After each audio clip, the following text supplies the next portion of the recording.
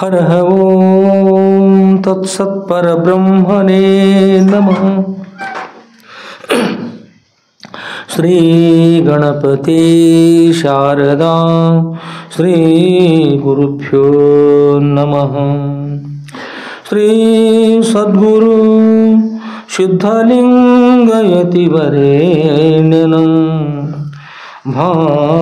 ಭಾಸುರಯೋಗಿ ಕುಲತಿಲಕನಂ ಪಾಶಾಷ್ಟಕದಿಂ ಕುದಿವನರರುದ್ಧರಿಪನಂ ಸೋಸುತಿಹ ಮಾನಸದಿಂ ಭಜಿಪೇನ ಭಜಿಪೇನ ಭಜಿಪೇನ. ಜೈ ಮಂಗಲಂ ಜೈ ನಮಃ ಪಾರ್ವತಿ ಪತಯೇ ಶಿವ ಹರ ಹರ ಮಹಾದೇವ. ರಾಜಾಧಿರಾಜ ಸದ್ಗುರುನಾಥ ಸಿದ್ಧಲಿಂಗೇಶ್ವರ ಮಹಾರಾಜ ಕಿ ಜೈ. ಸಾಧು ಸಂತ ಮಹಾರಾಜ ಕಿ ಜೈ. ಶ್ರೀ ಗುರುದೇವ ದತ್ತ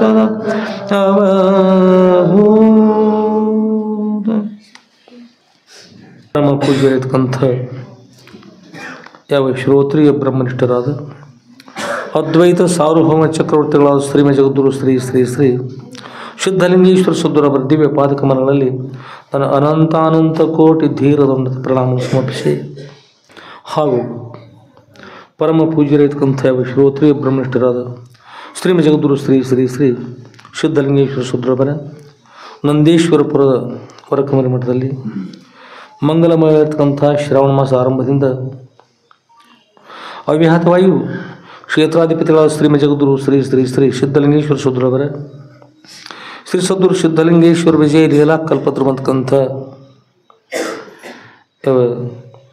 9ನೇ ಭಾಗವನ್ನು, ತದನಂತರ ಭಾದ್ರಪದ ಮಾಸದಲ್ಲಿ 10ನೇ ಭಾಗವನ್ನು ಶ್ರವಣ ಮಾಡಲು ಅತ್ಯಂತ ಶ್ರದ್ಧಾಭಕ್ತಿಯಿಂದ ಆಗಮಿಸುವ ಸರ್ವ ಸದ್ಭಕ್ತರ ಸೌಂದರ್ಯಕ್ಕೆ ಸಾಕ್ಷಿಭೂತವಾಗಿ ಬೆಳುವ ಸಚ್ಚಿದಾನಂದ ಘನ ಪರಬ್ರಹ್ಮ ಸ್ವರೂಪಕ್ಕೂ ಮನವಾರಿ ನಮಿಸಿ ಆತ್ಮೇರೆ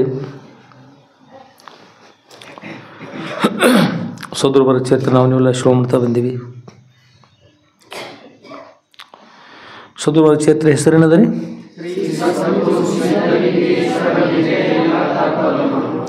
ಶ್ರೀ ಸದ್ಗುರು ಸಿದ್ಧಲಿಂಗೇಶ್ವರ ವಿಜಯ ಲೀಲಾ ಕಲ್ಪದ ಅಂತಕ್ಕಂಥ ಗ್ರಂಥವನ್ನು ನಾವು ಶ್ರವಣ ಮಾಡ್ತಾ ಬಂದೀವಿ. ಶ್ರವಣ ಮಾಡುವ, ಮನನ ಮಾಡುವ, ನಿಧಿಧ್ಯಾಸನ ಮಾಡುವ ಸೌಭಾಗ್ಯವನ್ನು ಸದ್ರುಳು ಎಲ್ಲರೂ ಕೂಡ ಅನುಗ್ರಹ ಮಾಡ್ಕೊಂಡು ಪ್ರಾರ್ಥನೆ ಮಾಡ್ತಾರೆ. ಮತ್ತೊಮ್ಮೆ ಸದ್ಗುರು ಬರ್ತೀವಿ ಹೇಳಿದವರಲ್ಲಿ ನನ್ನ ಅನಂತ ಕೋಟಿ ಧೀರದಂತ ಪ್ರಣಾಮ ಸಮರ್ಪಿಸಿ ಇವತ್ತಿನ ವಿಷಯದಲ್ಲಿ ಪ್ರವೇಶ ಮಾಡೋಣ. ಆತ್ಮೇಲೆ ಸದ್ಗುರುವರ ಚರಿತ್ರೆ ನಾವನ್ನೆಲ್ಲ ಶ್ರವಣ ಮಾಡ್ತಕ್ಕಂಥ ಇದ್ದೀವಿ. ಶ್ರವಣ ಮಾಡಬೇಕಾದ್ರೂ ಕೂಡ ಮನುಷ್ಯನಿಗೆ ಒಳ್ಳೆಯ ಕರ್ಮ ಬೇಕು. ಏನು ಬೇಕ್ರಿ? ಒಳ್ಳೆಯ ಕರ್ಮ ಬೇಕು. ಇವತ್ತಿನ ಜನ್ಮದಲ್ಲಿ ಶಾಸ್ತ್ರ ಬರ್ತದೆ, ಇವತ್ತಿನ ಈ ಜನ್ಮದಲ್ಲಿ ಮಾನವ ಜನ್ಮದಲ್ಲಿ ಒಬ್ಬರು ಮಹಾತ್ಮರ ದರ್ಶನ ಆಗ್ಬೇಕಾದ್ರೆ ದೂರ ಹೊರಟಿರ್ತಾರೆ. ಇಲ್ಲಿ ದೂರ ಅರ್ಧ ಕಿಲೋಮೀಟ್ರ್ 1 ಕಿಲೋಮೀಟ್ರ್ ದೂರದಲ್ಲಿ ಹೊರಟಿರ್ತಾರೆ. ಅವರ ಕಾವ್ಯನ್ನು ನೋಡಿ ಮಹಾತ್ಮರಿದ್ದಾರೆ ಅಂತ ತಿಳ್ಕೊಂಡು ದೂರಿನಿಂದ ಅವ್ರು ಯಾರೋ ಏನೋ ಇಲ್ಲಿಂದ ಬಂದಾರ, ಯಾವ ಆಶ್ರಮ ಏನೂ ಗೊತ್ತಿಲ್ಲ.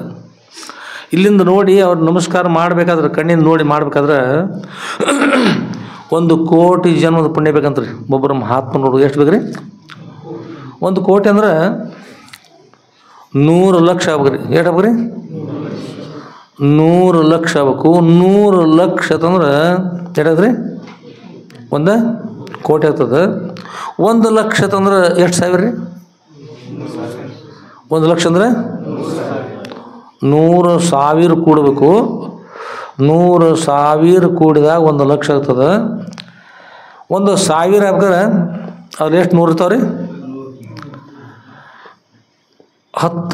100 ಕೂಡ 1,000 ಆಗ್ತದೆ. ಅದರೊಳಗಿನ 10 ರೂಪಾಯಿದೊಳಗೆ ನೈಪ್ ಶೇಟ್ ಇರ್ತಾವೆ ರೀ. 10 ರೂಪಾಯಿದೊಳಗೆ 1 ರೂಪಾಯಿಗೆ ಎಷ್ಟಿರ್ತಾವೆ? 1 ರೂಪಾಯಿದೊಳಗೆ 100 ನೈಪ್ಸ್ ಇರ್ತಾವೆ. 10 ರೂಪಾಯಿಗೆ ಹೇಳಿದ್ರಿ? 1 ರೂಪಾಯಿಗೆ 100 ನೈಪ್ಸೆ. 1 ರೂಪಾಯಿಗೆ 100 ನೈಪ್ಸೆ.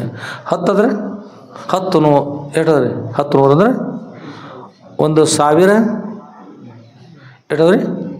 ನೈಪ್ಯಗಳದು, 1000 ನೈಪ್ಯಗಳಲ್ಲ, 1000 ನೈಪ್ಯಗಳನ್ನ ಅದೊಂದು 1000 ಅದಂದ್ರೆ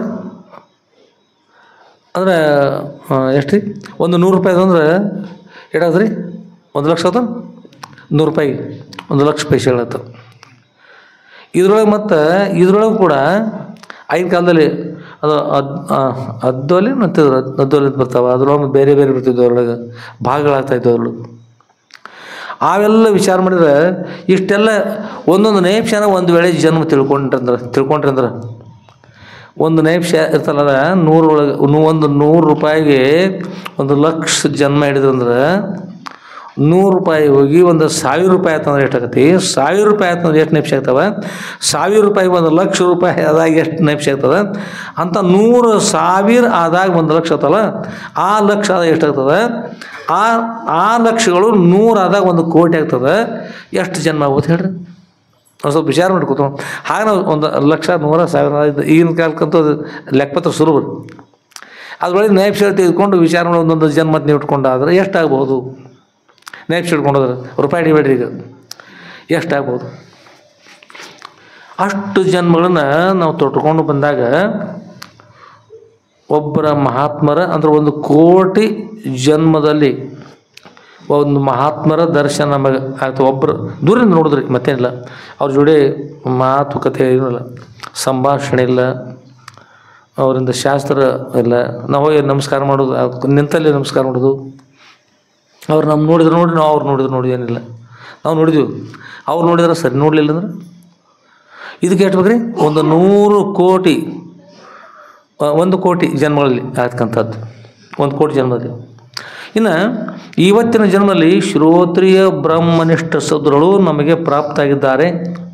ಅವರ ಸೇವೆಯನ್ನು ಮಾಡಿ ಸಾಧನ ಚತುಷ್ಟಯ ಸಂಪನ್ನಾಗಿರ್ತಕ್ಕಂಥ ಅಧಿಕಾರವನ್ನು ಪಡೆದುಕೊಂಡು ನಾವು ಮೋಕ್ಷವನ್ನು ಪಡೀತಾ ಇದ್ದೀವಿ. ಏನು ಜನ್ಮದಲ್ಲಿ ಅಂದ್ರೆ 100 ಕೋಟಿ ನೈಪ್ಯ ಲೆಕ್ಕ ಹಾಕೋರಿ, 100 ಕೋಟಿ ಜನ್ಮಗಳಲ್ಲಿ ಮಾಡಲ್ಪಟ್ಟಂಥ ಪುಣ್ಯ ವಿಶೇಷ ಇದ್ದರೆ ಈಗಿನ ಜನ್ಮದಲ್ಲಿ ಶ್ರೋತ್ರಿಯ ಬ್ರಹ್ಮನಿಷ್ಠ ಸದ್ರುಗಳು ನಮಗೆ ಪ್ರಾಪ್ತ ಆಗ್ತಾರೆ. ಅವರ ಸೇವೆ ಸಿಗ್ತದೆ. ನಾವು ಸಾಧನ ಚತುಷ್ಟಯ ಸಂಪನ್ನತೆಯನ್ನು ಪಡಿತಕ್ಕಂಥವ್ರು ಇದ್ದೀವಿ.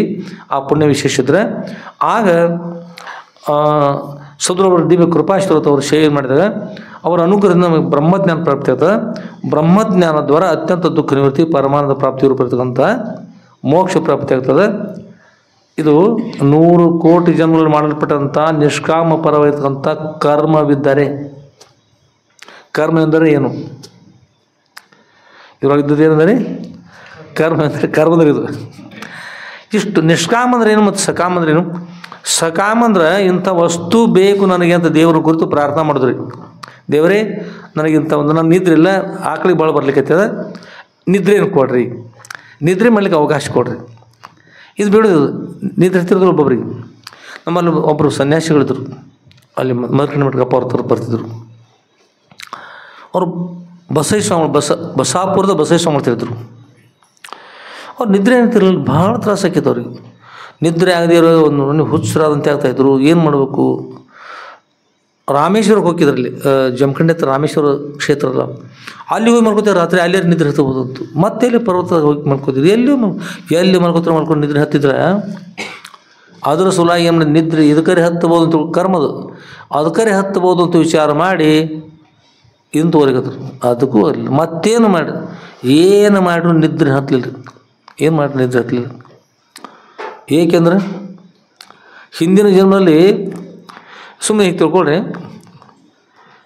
ಯಾರು ಅಕಸ್ಮಾತ್ ಸರಿ ಕುಡ್ದವ್ರು ಇದ್ರಂದ್ರೆ ಅವ್ರ ಮಗ್ಲ ಮನೆಯವ್ರು ಎಲ್ಲರೂ ಸುಖ ಇರ್ತಾರೆ. ಹೇಳ್ರಿ, ಅವ್ರ ಮನೆಯಲ್ಲ, ಅವ್ರ ಮಗ್ಲ ಮನೆಯವ್ರು ಅಚ್ಚಿಗೆ ಒಂದು 8-10 ಮನೆಯವ್ರು ಸುಖ ಇರ್ತಾರೆ. ಅವತ್ತು ಓಣಿ ಒಳಗೆ ನಿದ್ರೆ ಆಗ್ತದೆ ಬೆಳ್ತನಕ. ಮತ್ತು ಹಾಗೆ ಮಾಡಿದ್ರಂದ್ರೆ ಈಗಿನ ಜನ್ಮದಲ್ಲಿ ಹೀಗಾಗಿ ಹುಟ್ಟಿದ್ದಾರೆ ಅಂದ್ರೂ ಕೂಡ ಆ ಕರ್ಮ ಯಾರಿಗೆ ಹೋದದು? ಆ ಕರ್ಮ ಯಾರಿಗೆ ಬರ್ತದ್ರಿ? ಮಾಡಿದ್ರೆ ಬೇರೆದ್ರಿಗೆ ಹೋಗ್ತದೆ. ಅಷ್ಟು ಒದ್ದಾಡ್ತಿರ್ಬೋದು ಸ್ವಾಮಿ ಸ್ವಾಮಿಗಳು. ಹೀಗೆ ಕರ್ಮ ಅಂತಂದ್ರೆ ಭಾಳ ಕೆಟ್ಟದಿರ್ತದೆ.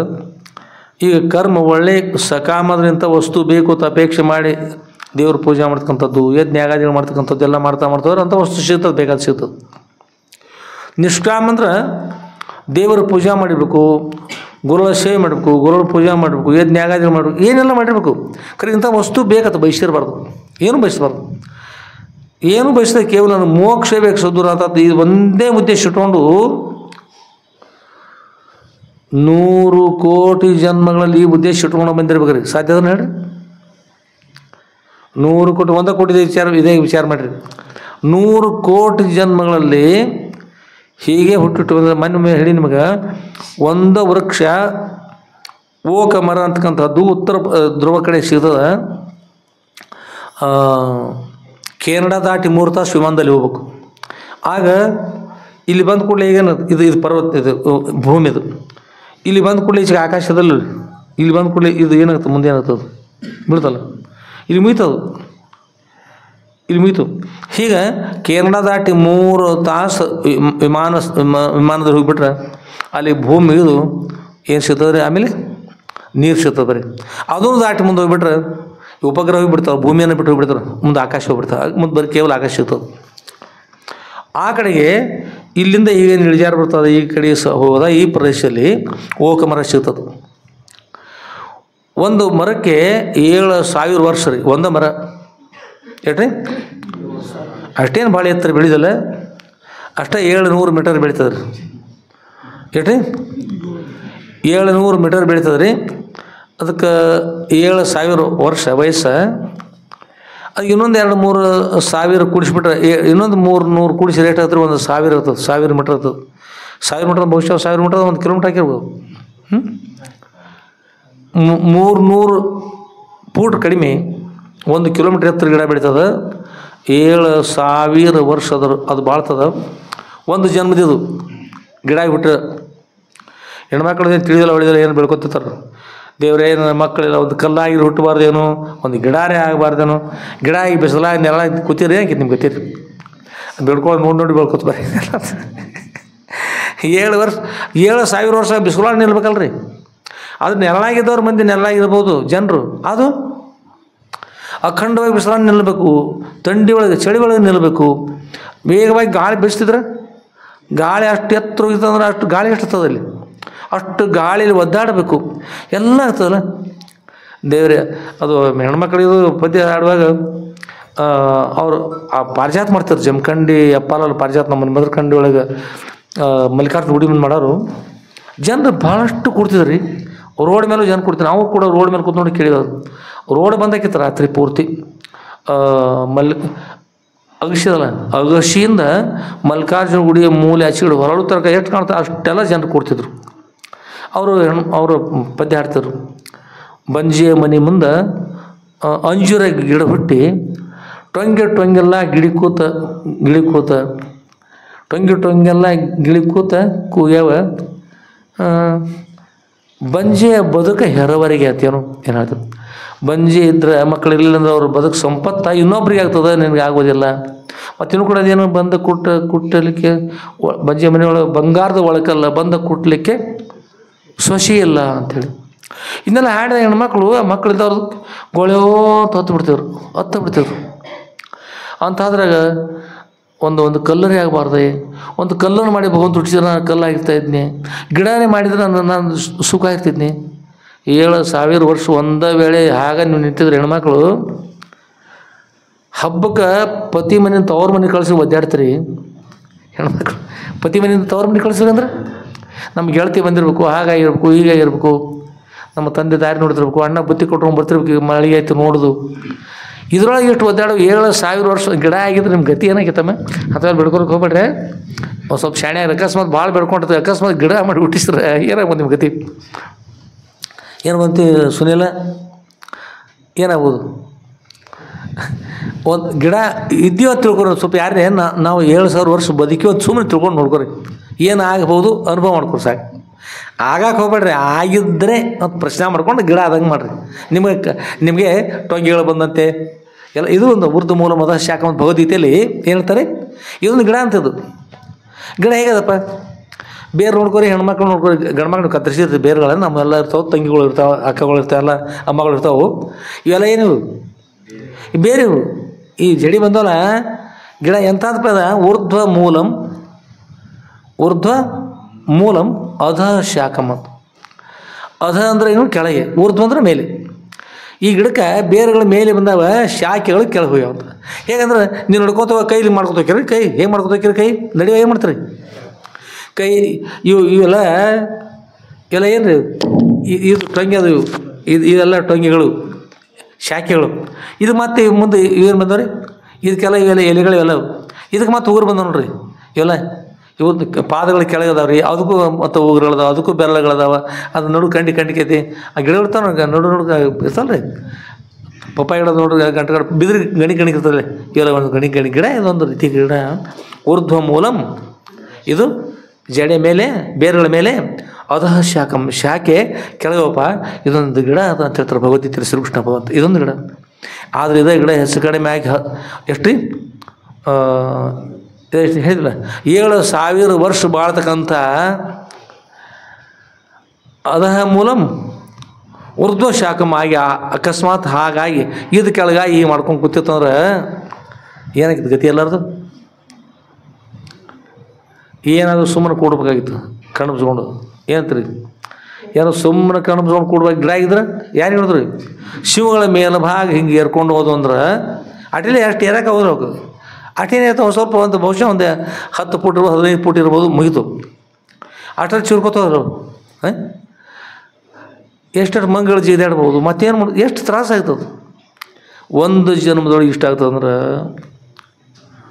100 ಕೋಟಿ ಜನ್ಮಗಳಾಗಬೇಕು. ಅದು ಮನುಷ್ಯ ಆಗಿ ಬಂದಿದ್ದಾರೆ, ತಿಳಿತದೆ ಇಲ್ಲಿ ತಿಳಿದಿಲ್ಲ.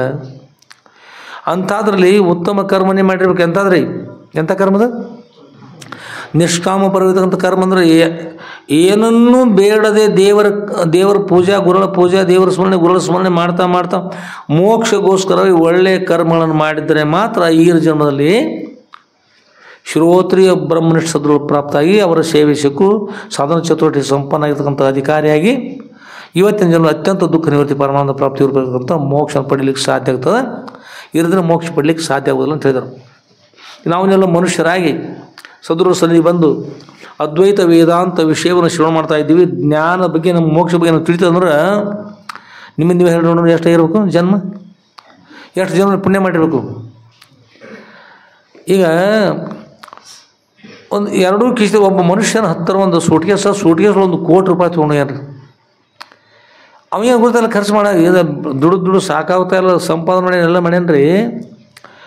ಈಗ ಮದ್ಯಪಾನ ಮಾಡ್ಯಾನ 1 ಕೋಟಿ ರೂಪಾಯಿ ಅವನ ಹತ್ತಿರ ಬಿಚ್ಚಿರ್ತಾನೆ. ನೋಡು 1 ಕೋಟಿ ರೂಪಾಯಿ ನಾನು ಗಳಿಸಿದ್ದೇನೆ, ಯಾವ ಬೇಕಾತೋ ತೆಗೆದುಕೊಡ್ರು, ಸಿಕ್ಕವ್ರು ಶಿವಣಿ ಹಾರ್ಸಾಡ್ತಾನೆ. 1 ಕೋಟಿ ರೂಪಾಯಿ ಮರುದಿವ್ಸ ಕೂತ್ಕೊಂಡು ಹೇಳ್ತಾನೆ ಕೊಳೆಯೋ ಅಂತ ಹೇಳಿ. ಅದಕ್ಕೆ ಆಗೇನು ಗೊತ್ತಾಯಿಲ್ಲವ, ತೆಗೆದು ಹಾರ್ಸಾಡುವಾಗ ಬಲೂ ಬರ್ಲಿಕ್ಕೆ ಕೀರಿ ಬರ್ಲಿಕ್ಕೆ ಕಲ್ಲ ತೊಗೊಂಡು ಹೇರಿ ಒಳಗೆ ತೆಗೆದು ತೋಡ್ರಿ ಯಾವ ಬೇಕಾದ್ರು, ನಾನೇ ರಾಜ ನೀವು ಪ್ರಜಾ, ಯಾವ ಬೇಕಾದ್ರೆ ಒಯ್ಬೋದು ಅಂತೆಲ್ಲ ಮಾಡ್ತಾನೆ ರೀ. ಮರುಷ ಏನು ಮಾಡ್ತಾನೆ, ಗೋಳೆ ಹೊತ್ತು ಕೂತ್ಕೊಂಡು ಹೇಳ್ತಾನು. ಆಗೇನು ಗೊತ್ತಿಲ್ಲ ಅವನಿಗೆ, ಆಗೇನು ಗೊತ್ತಿಲ್ಲ. ಆ 1 ಕೋಟಿ ರೂಪಾಯಿ ಬೆಲೆ ಗೊತ್ತದ ಅವನಿಗೆ. ಮರುಷ ಬೆಳಗಾದಾಗ ಎಲ್ಲ ತಿಳಿತಲ್ಲ. ಆಗ ಮನುಷ್ಯನಿಗೆ ನಾವು ಜನಿಸಿ ಬಂದಿದ್ದೀವಿ ಅಂದರೂ ಕೂಡ ನಮಗೇನು ಗೊತ್ತಿಲ್ಲ. ಈಗ ಆ ಥರ ನಾವು ಏನು ಕಾರಣ ಬಂದಿದ್ದೀವಿ, ಯಾವಾಗೋಸ್ಕರ ಮನುಷ್ಯನ ಮಾಡಿ ಭಗವಂತನ ಜನ್ಮ ಕೊಟ್ಟಿದ್ದಾನೆ, ನಮ್ಮ ಮೂಲ ಉದ್ದೇಶ ಅನ್ನೋದು ಅನ್ನೋದು ತಿಳಿದದ. ಎಷ್ಟೋ ಮಂದಿ ಸಂಸಾರ ತತ್ತ ಅಲ್ಲೇ ಹುಟ್ಟಿ ಅಲ್ಲೇ ಸತ್ತ ಅಲ್ಲೇ ಹತ್ತ ಹೋಗ್ತಲ್ಲ. ಮೋಕ್ಷ ಪಡಲಿಕ್ಕೆ ಅನುಕೂಲ ಆಗ್ತಕ್ಕಂಥ ಈ ಜನ್ಮವನ್ನು ಹಾಳು ಮಾಡ್ಕೊಂಡು ಹೋಗ್ತಕ್ಕಂಥದ್ದು ನಿಷೇಧದೊಳಗೆ 1 ಕೋಟಿ ರೂಪಾಯಿ ತೆಗೆದುಕೊಂಡು ಕಲ್ಲಿ ಒಡೆದು ಡಬ್ಬಿ ಒಳಭಾಗ ತೆಗೆದು ಈಗ ಬೀಸಾಡಿ ಓದತ್ತೆ ಆಗ್ತದೆ. ಹೀಗದು. ಅದರಿಂದ ಜಗದುದಯಾದಿ ಬಳಿಕೆಂದು ಪರ್ಯಂತ ತಾನು ಎಸಗಿದ ಅಖಿಳ ಪುಣ್ಯತತೆ ಫಲಿಸಿದು ಅಂತ ಜೀವನ ಹೇಳ್ತಾರೆ. ಜಗತ್ತೆಂದು ಹುಟ್ಟಿದ್ರೆ ಅಲ್ಲಿಂದ ಇಲ್ಲೇ ಪರ್ಯಂತ ನಿಷ್ಕಾಮಪರವಾಗಿರ್ತಕ್ಕಂಥ ಪುಣ್ಯದ ಆ ಪುಣ್ಯದ ಸಂಗ್ರಹ ಆಗ್ತಾ ಬಂದು ಈಗಿನ ಜನ ನಾವು ತಯಾರಾಗಿದ್ರು. ಜಗತ್ತು ಹುಟ್ಟಿದಾಗಿಂದ್ರೆ ಎಂದು ಹುಟ್ಟಿದ ಅಂದಿಂದ ಅವ್ರು ಈ ಸಂಖ್ಯೆ ಹೇಳಿ, ನಾವು ಸಂಖ್ಯೆನ ಹೇಳಿಲ್ಲ ಅವರು. ಅಲ್ಲಿ ಇಲ್ಲೇ ಪರ್ಯಂತರವಾಗಿ ಎಷ್ಟು ನಾವು ಮಾಡಿದ್ರ ಎಸಗಿದ ಅಖಿಳ ಪುಣ್ಯ ಫಲ ಇವತ್ತು ನಾವು ಫಲಿಸದಪ್ಪ ಅಂದಾಗ ಶ್ರೋತ್ರಿ ಬ್ರಹ್ಮನಿಷ್ಠ ಸದ್ಗುರು ಸಿಕ್ಕಿದ್ದಾರೆ ಅಂಥೇಳಿ ನಾವು ಮೋಕ್ಷ ಮಾತ್ರ ಇದ್ದೀವಿ ಅಂತ ನಿಜ ಹೇಳ್ತಾರೆ. ಅದರಿಂದ ಕರ್ಮ ಅನ್ನೋದು ಮನುಷ್ಯನ ಕರ್ಮ ಒಳ್ಳೆಯದಿದ್ರೆ ಸರಿ, ಒಳ್ಳೆಯದಿರಲ್ಲ ಬೇರೆ ಅಂತ.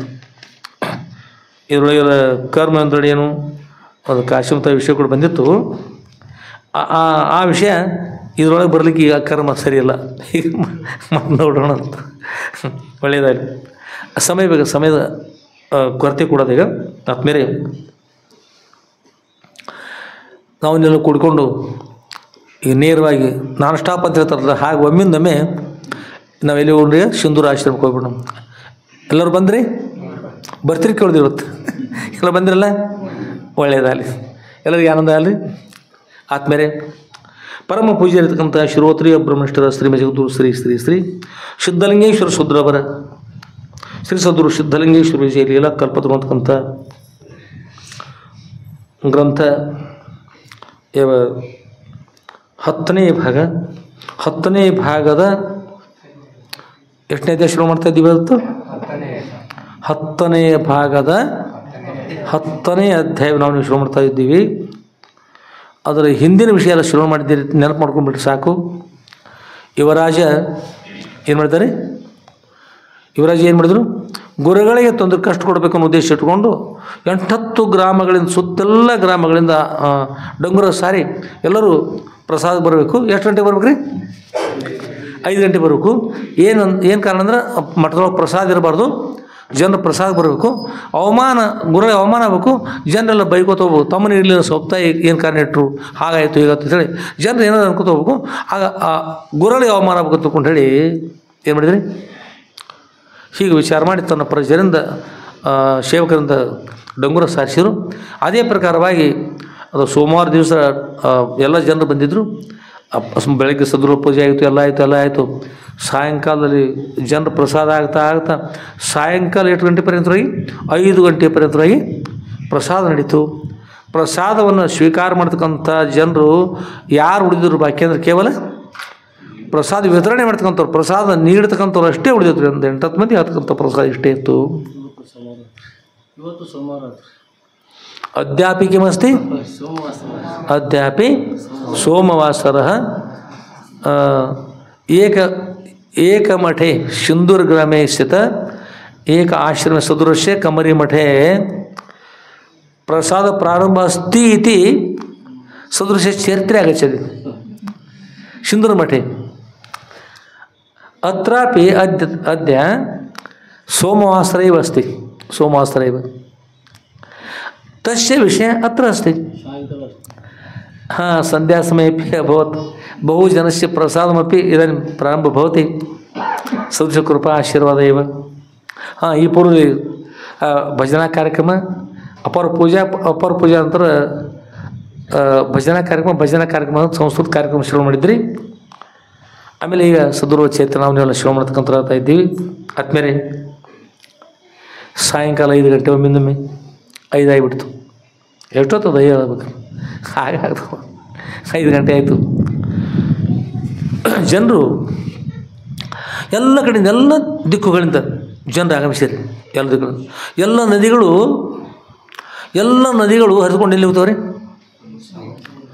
ಯಾವುದೇ ದಿಕ್ಕಿನಿಂದ ಬರಲಿ ಎಲ್ಲ ನದಿಗಳು ಸಮುದ್ರ ಸೇರ್ತಾರೆ, ಎಲ್ಲ ಸಮುದ್ರ ಸೇರ್ತಾವೆ. ಹಾಗೆ 8-10 ಊರಿನ ಜನರೆಲ್ಲ ಎಲ್ಲರೂ ಹರಿದುಕೊಂಡು ನದಿ ಬರ್ತಕ್ಕಂಥ ರೀತಿಯಿಂದ ಎಲ್ಲ ಜನರು ಆಗಮಿಸಿ ಸದ್ಗುರುಗಳು ಅಂತಕ್ಕಂಥ ಸಾಗರಕ್ಕೆ ಎಲ್ಲರೂ ಬಂದು ಕೂಡಲಿಕ್ಕೆ ಅವ್ರ ಕೃಪಾಶೀರ್ವಾದ ಪಡೆಯೋಸ್ಕರ, ಅವರು ಪ್ರಸಾದವನ್ನು ಅವ್ರು ಅನುಗ್ರಹ ಮಾಡಿರ್ತಕ್ಕಂಥ ಪ್ರಸಾದ ಸ್ವೀಕಾರ ಮಾಡೋಗೋಸ್ಕರವಾಗಿ ಜನರಿಗೆ ಏನು ಗುರುತಿರೋ ವಿಷಯ ಗುರುತಿರೋ ಪಾಪ ಅವ್ರಿಗೆ ಎಲ್ಲ ಸದ್ಗುರುಗಳ ಸನ್ನಿಧಿಗೆ ಬರ್ತಾಯಿದ್ದಾರೆ. ಎಲ್ಲ ಮನುಷ್ಯರು ಅಂತಕ್ಕಂಥ ನದಿಗಳು ಪ್ರವೇಶಿಸಿಕೊಂಡು ಬರ್ತಾಯಿದ್ದಾರೆ. ಬಂದು ಎಲ್ಲ ಕಡೆಗೆ ಏನು ಮಾಡಿದ್ರಿ? ಎಲ್ಲ ಕಡೆ ಕೂತ್ಕೊಂಡ್ರು. ಎಷ್ಟು ಸ್ಥಾನದ ಎಲ್ಲೆಲ್ಲಿ ಮಠದ ಸುತ್ತೆಲ್ಲ ಇರ್ತಕ್ಕಂಥ ಮಠದ ಮೇಲ್ಭಾಗದ ಇರ್ತಕ್ಕಂಥ ಪರ್ವತ ಪ್ರದೇಶ, ಮುಂದಿರ್ತಕ್ಕಂಥ ಎಲ್ಲ ಆವರಣ ಸ್ಥಾನ, ಅಲ್ಲಿ ಗುರುಗಳ ಒಂದು ಪ್ರಾಂಗಣದಲ್ಲಿ ಕೂತರು. ಎಲ್ಲ ಕಡೆಗೂ ಕೇದಿಗೆ ವನದ ಪರ್ಯಂತರ ಮುಂದಿರ್ತಕ್ಕಂಥ ಕೇದಿಗೆ ವನ ದೂರದಲ್ಲಿ ಬಹುಶಃ 10-20 ಎಕರೆ ಜಮೀನು ಇರ್ಬೋದು. ದೂರದಲ್ಲಿ ಅಲ್ಲಿ ಒಂದು ಕೇದಿಗೆ ವನದ ಅಲ್ಲಿ ಹೇಳೋದಲ್ಲ, ಅದು ಹೋಗಿ ಹೊರಳ್ತದೆ, ಅಲ್ಲಿ ಪರ್ಯಂತ ಜನ ಕೂತ್ಕೊಂಡ್ರು. ಈಗ ಎಲ್ಲ ಕಡೆ ಜನರು ಅಲ್ಲಿಂದ ಹಾಗೆ ಮುಂದಿನ ಪರ್ವತದಲ್ಲಿ ಕೂಡ ಎಲ್ಲ ಕಡೆ ಜನ ಕೂತ್ಕೊಂಡ್ರು. ಹಾಗೆ ಮುಂದೆ ಸಾಗಿ ಹಾಗೆ ಕೂಡ್ತಾ ಇದ್ದಾರೆ. ಇದು ಪ್ರಸಾದ ಕೂಡಿರ್ಬೇಕು ಅಂತಕ್ಕಂಥ ಜನರಿಗೆ ಏನೈತಿ, ಇನ್ನೇನು ಪ್ರಸಾದ ಮಾಡ್ಬೇಕಂತ ಕೈಕಾಲು ಮುಖ ತೊಳ್ಕೊಂಡು ಕೂಡಿರ್ಬೇಕು ಅನ್ನೋಷ್ಟು ಇಷ್ಟೆಲ್ಲ ಏಕಾಲದಲ್ಲಿ ಎಲ್ಲ ಕಡೆ ಜನ ತುಂಬಿಟ್ರು. ಪ್ರಸಾದ ಮಾಡೋರಿಗೆ ಏನೈತಿ ಅಂದ್ರೆ ಅವ್ರ ಹಸಿವು ಐತಲ್ಲ ಭಾಳಷ್ಟು, ನೀಡಿ ಓಡಾಡಿ ಹಸಿವು ಗಾಳಿ ಹಾರ್ಕೊಂಡು ಹೋಗ್ಬಿಡ್ತೇವೆ. ಏನು ಕಾರಣ ಅಂತ ಹೇಳ್ರಿ ನೋಡೋಣ. ಜನರನ್ನು ನೋಡಿ ಗಾಬರಿ ಆಗಿಬಿಟ್ರು. ಗತಿ ಏನು? ಇನ್ನು ತಮ್ಮ ಪ್ರಸಾದ ವಿಚಾರ ಆಗಲಿಲ್ಲ, ಇನ್ನು ಬಂದವರು ಪ್ರಸಾದ ಗತಿ ಏನು? ಗುರುಸ್ಥಾನದ ಬಗ್ಗೆ ವಿಚಾರ ಆಯಿತು. ಬಂದಿರ್ತಕ್ಕಂಥವ್ರು ಜನರ ಪ್ರಸಾದ ಇರ್ತಕ್ಕಂಥದ್ದು ಕೇವಲ ಎಷ್ಟು ರೀ? 10 ಜನರಿಗೆ ಆಗೋಷ್ಟು ಪ್ರಸಾದ 8-10 ಊರುಗಳಿಂದ ಅವ್ನು ಸರ್ಸಿರ್ತಾರೆ. ನಾವು ತಮ್ಮನ್ನು ಸರ್ಸ ಆ ನಗರ ತೆಗೆದು ಮೇಲೆ ಕೇಳ್ಕೊಂಡು ನೆಲಗಳು ಇದು ಇಷ್ಟು ದೂರ ಸರ್ಸ 8-10 ಗ್ರಾಮಗಳ ಜನರಿಗೆ ಒಬ್ಬೊಬ್ಬರು ಜನರಿಗೆ ಎಷ್ಟು ರೀ ಪ್ರಸಾದ?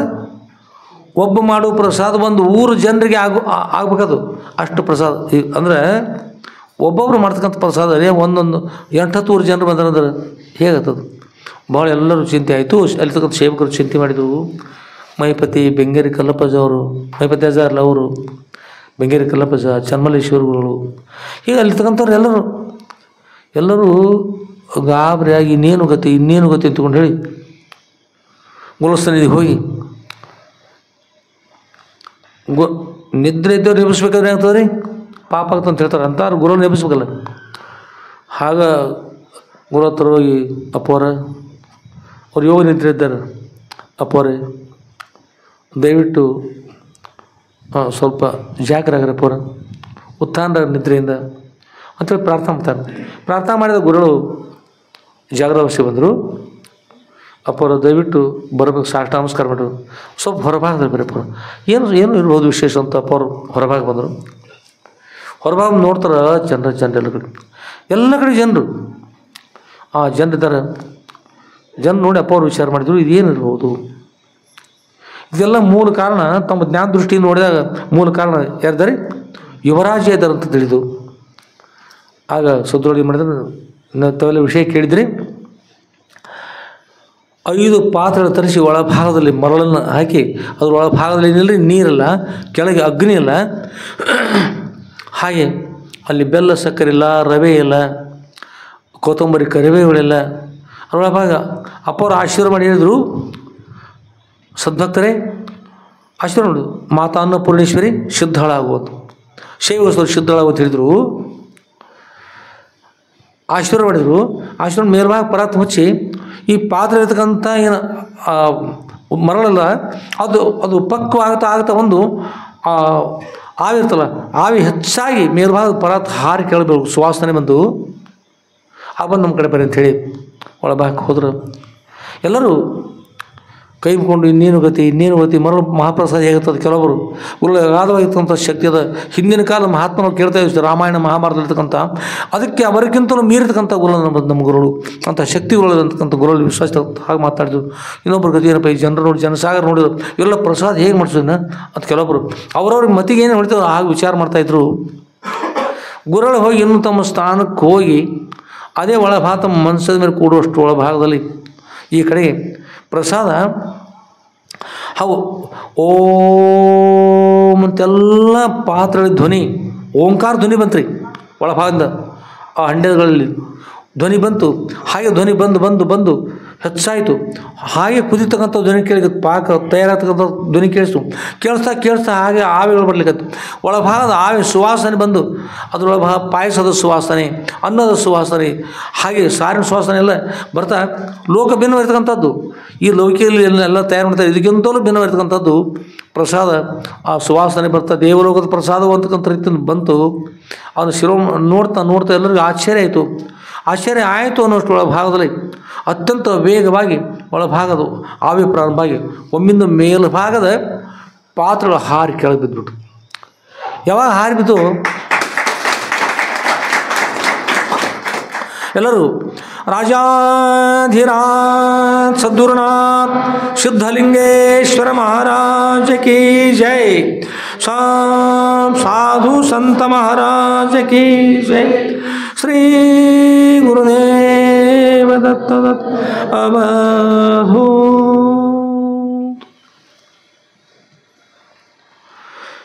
ಹೀಗೆ ಜಯಘೋಷ ಮಾಡಿದರು.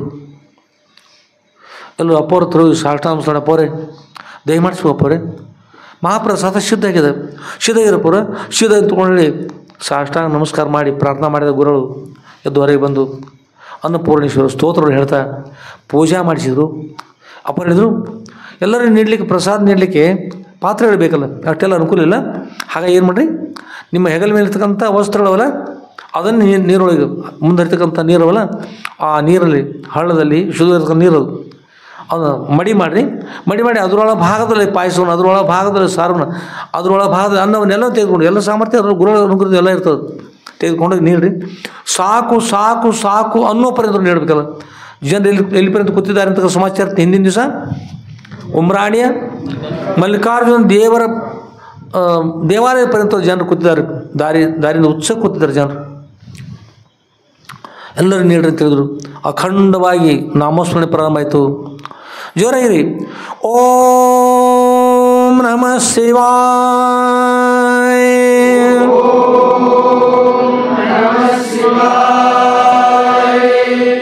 ನೀವು ಪಂಕ್ತಿ ಒಳಗೆ ಇದ್ದೀವಿ ತಿಳ್ಕೊಂಡು ಮಾಡ್ರಿ.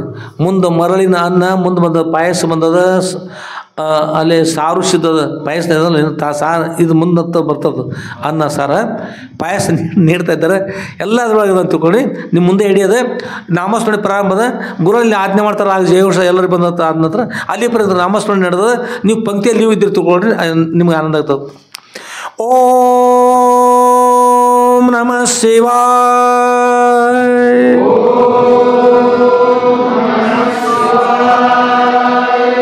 ಓಂ ನಮಃ ಶಿವಾಯ.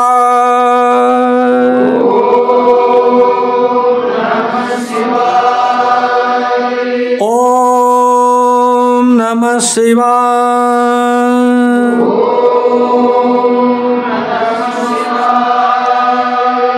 ರಾಜಾಧಿರಾಜ ಸದ್ಗುರುನಾಥ शुद्धलिंगेश्वर महाराज की जय। साधु संत महाराज की जय।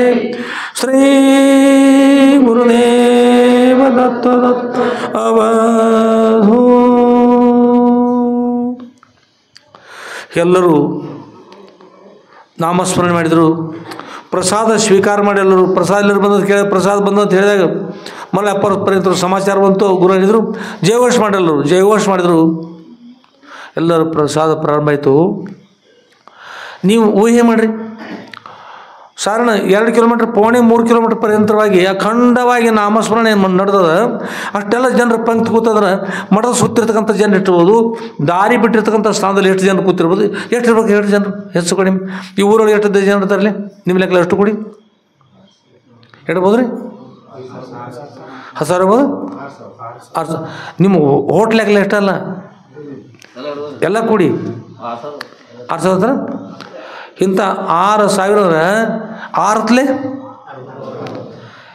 60,000 ಮಂದಿ ಅಂತ ಆಯ್ತಲ್ಲ ರೀ. ಅಷ್ಟು ಮಂದಿ ಎಲ್ಲ ಅಷ್ಟು ಕೂತಿದ್ದಾರೆ. ಹೇಗಿರ್ಬೋದು ವಾತಾವರಣ, ಹೇಗಿರ್ಬೋದು ಹೇಳ್ರಿ, ಹೇಗಿರ್ಬೋದು? ಅಷ್ಟೆಲ್ಲ ಜನರು ಕೂತಿದ್ದಾರೆ. ಜನರು ಬರ್ತಾಯಿದ್ದಾರೆ, ನೀಡೋರು ಬರ್ತಾಯಿದ್ದಾರೆ. ಜನರು ಹತ್ತಿಂದ ಇತ್ತ ಹೋದ್ರೆ, ಇದರಿಂದ ಹತ್ತ ಹೋಗ್ತಾರೆ, ಸ್ಥಾನ ಸಿಗಲ್ಲವ್ರು ನಿಂತಿದ್ದಾರೆ. ಇಷ್ಟೆಲ್ಲರ ಮಧ್ಯದಲ್ಲಿ ಹಾಗೆ ಪ್ರಸಾದ ಪ್ರಾರಂಭ ಆಗಿದೆ. ಈ ಸಮಾಚಾರ ಸೇವಕರಿದ್ರಲ್ರಿ, ಸೇವಕರು ಯಾರು ಹೇಳ್ಬೇಕು ಹೋಗಿ? ಯುವರಾಜ್ ಹೇಳ್ಬೇಕು, ಯುವರಾಜನಿಗೆ. ಆಗ ಯುವರಾಜ್ ಹತ್ರ ಅಲ್ಲಿ ಇದನ್ನೆಲ್ಲ ನೋಡ್ತಾ ಇರ್ತಕ್ಕಂಥ ಸೇವಕರು, ಯುವರಾಜನ ಸೇವಕರು ಓಡ್ತಾ ಹೋದರು. ಅವ್ರು ತೇಗತ್ತಿದ್ರಿ, ತೇಗ್ತಾ ಹೋದರು. ಹೋಗಿ ಯುವರಾಜರು ನೋಡ್ಕೊಳ್ಳಿ, ಬನ್ನಿ ಸೇವಕರೇ ಏನು ಸಮಾಚಾರ ಅಂತ ಸೇವಕರು ಕೇಳಿದ್ರು. ಯುವರಾಜ ಸೇವಕರನ್ನ ಕೇಳಿದ್ರಿ. ಅವ್ರಂತರ ಸೇವಕರು ಹೇಳ್ತಾರೆ. ಆಗ ಯುವರಾಜ ಬಳಿಕ ಏನಾಯಿತು ಸೇವಕರ ಗುರು ಹೇಳ್ತಾರೆ. ಆಗ ಗುರುಗಳು ವಿಶ್ರಾಂತಿ ಬಂತ್ರಿ.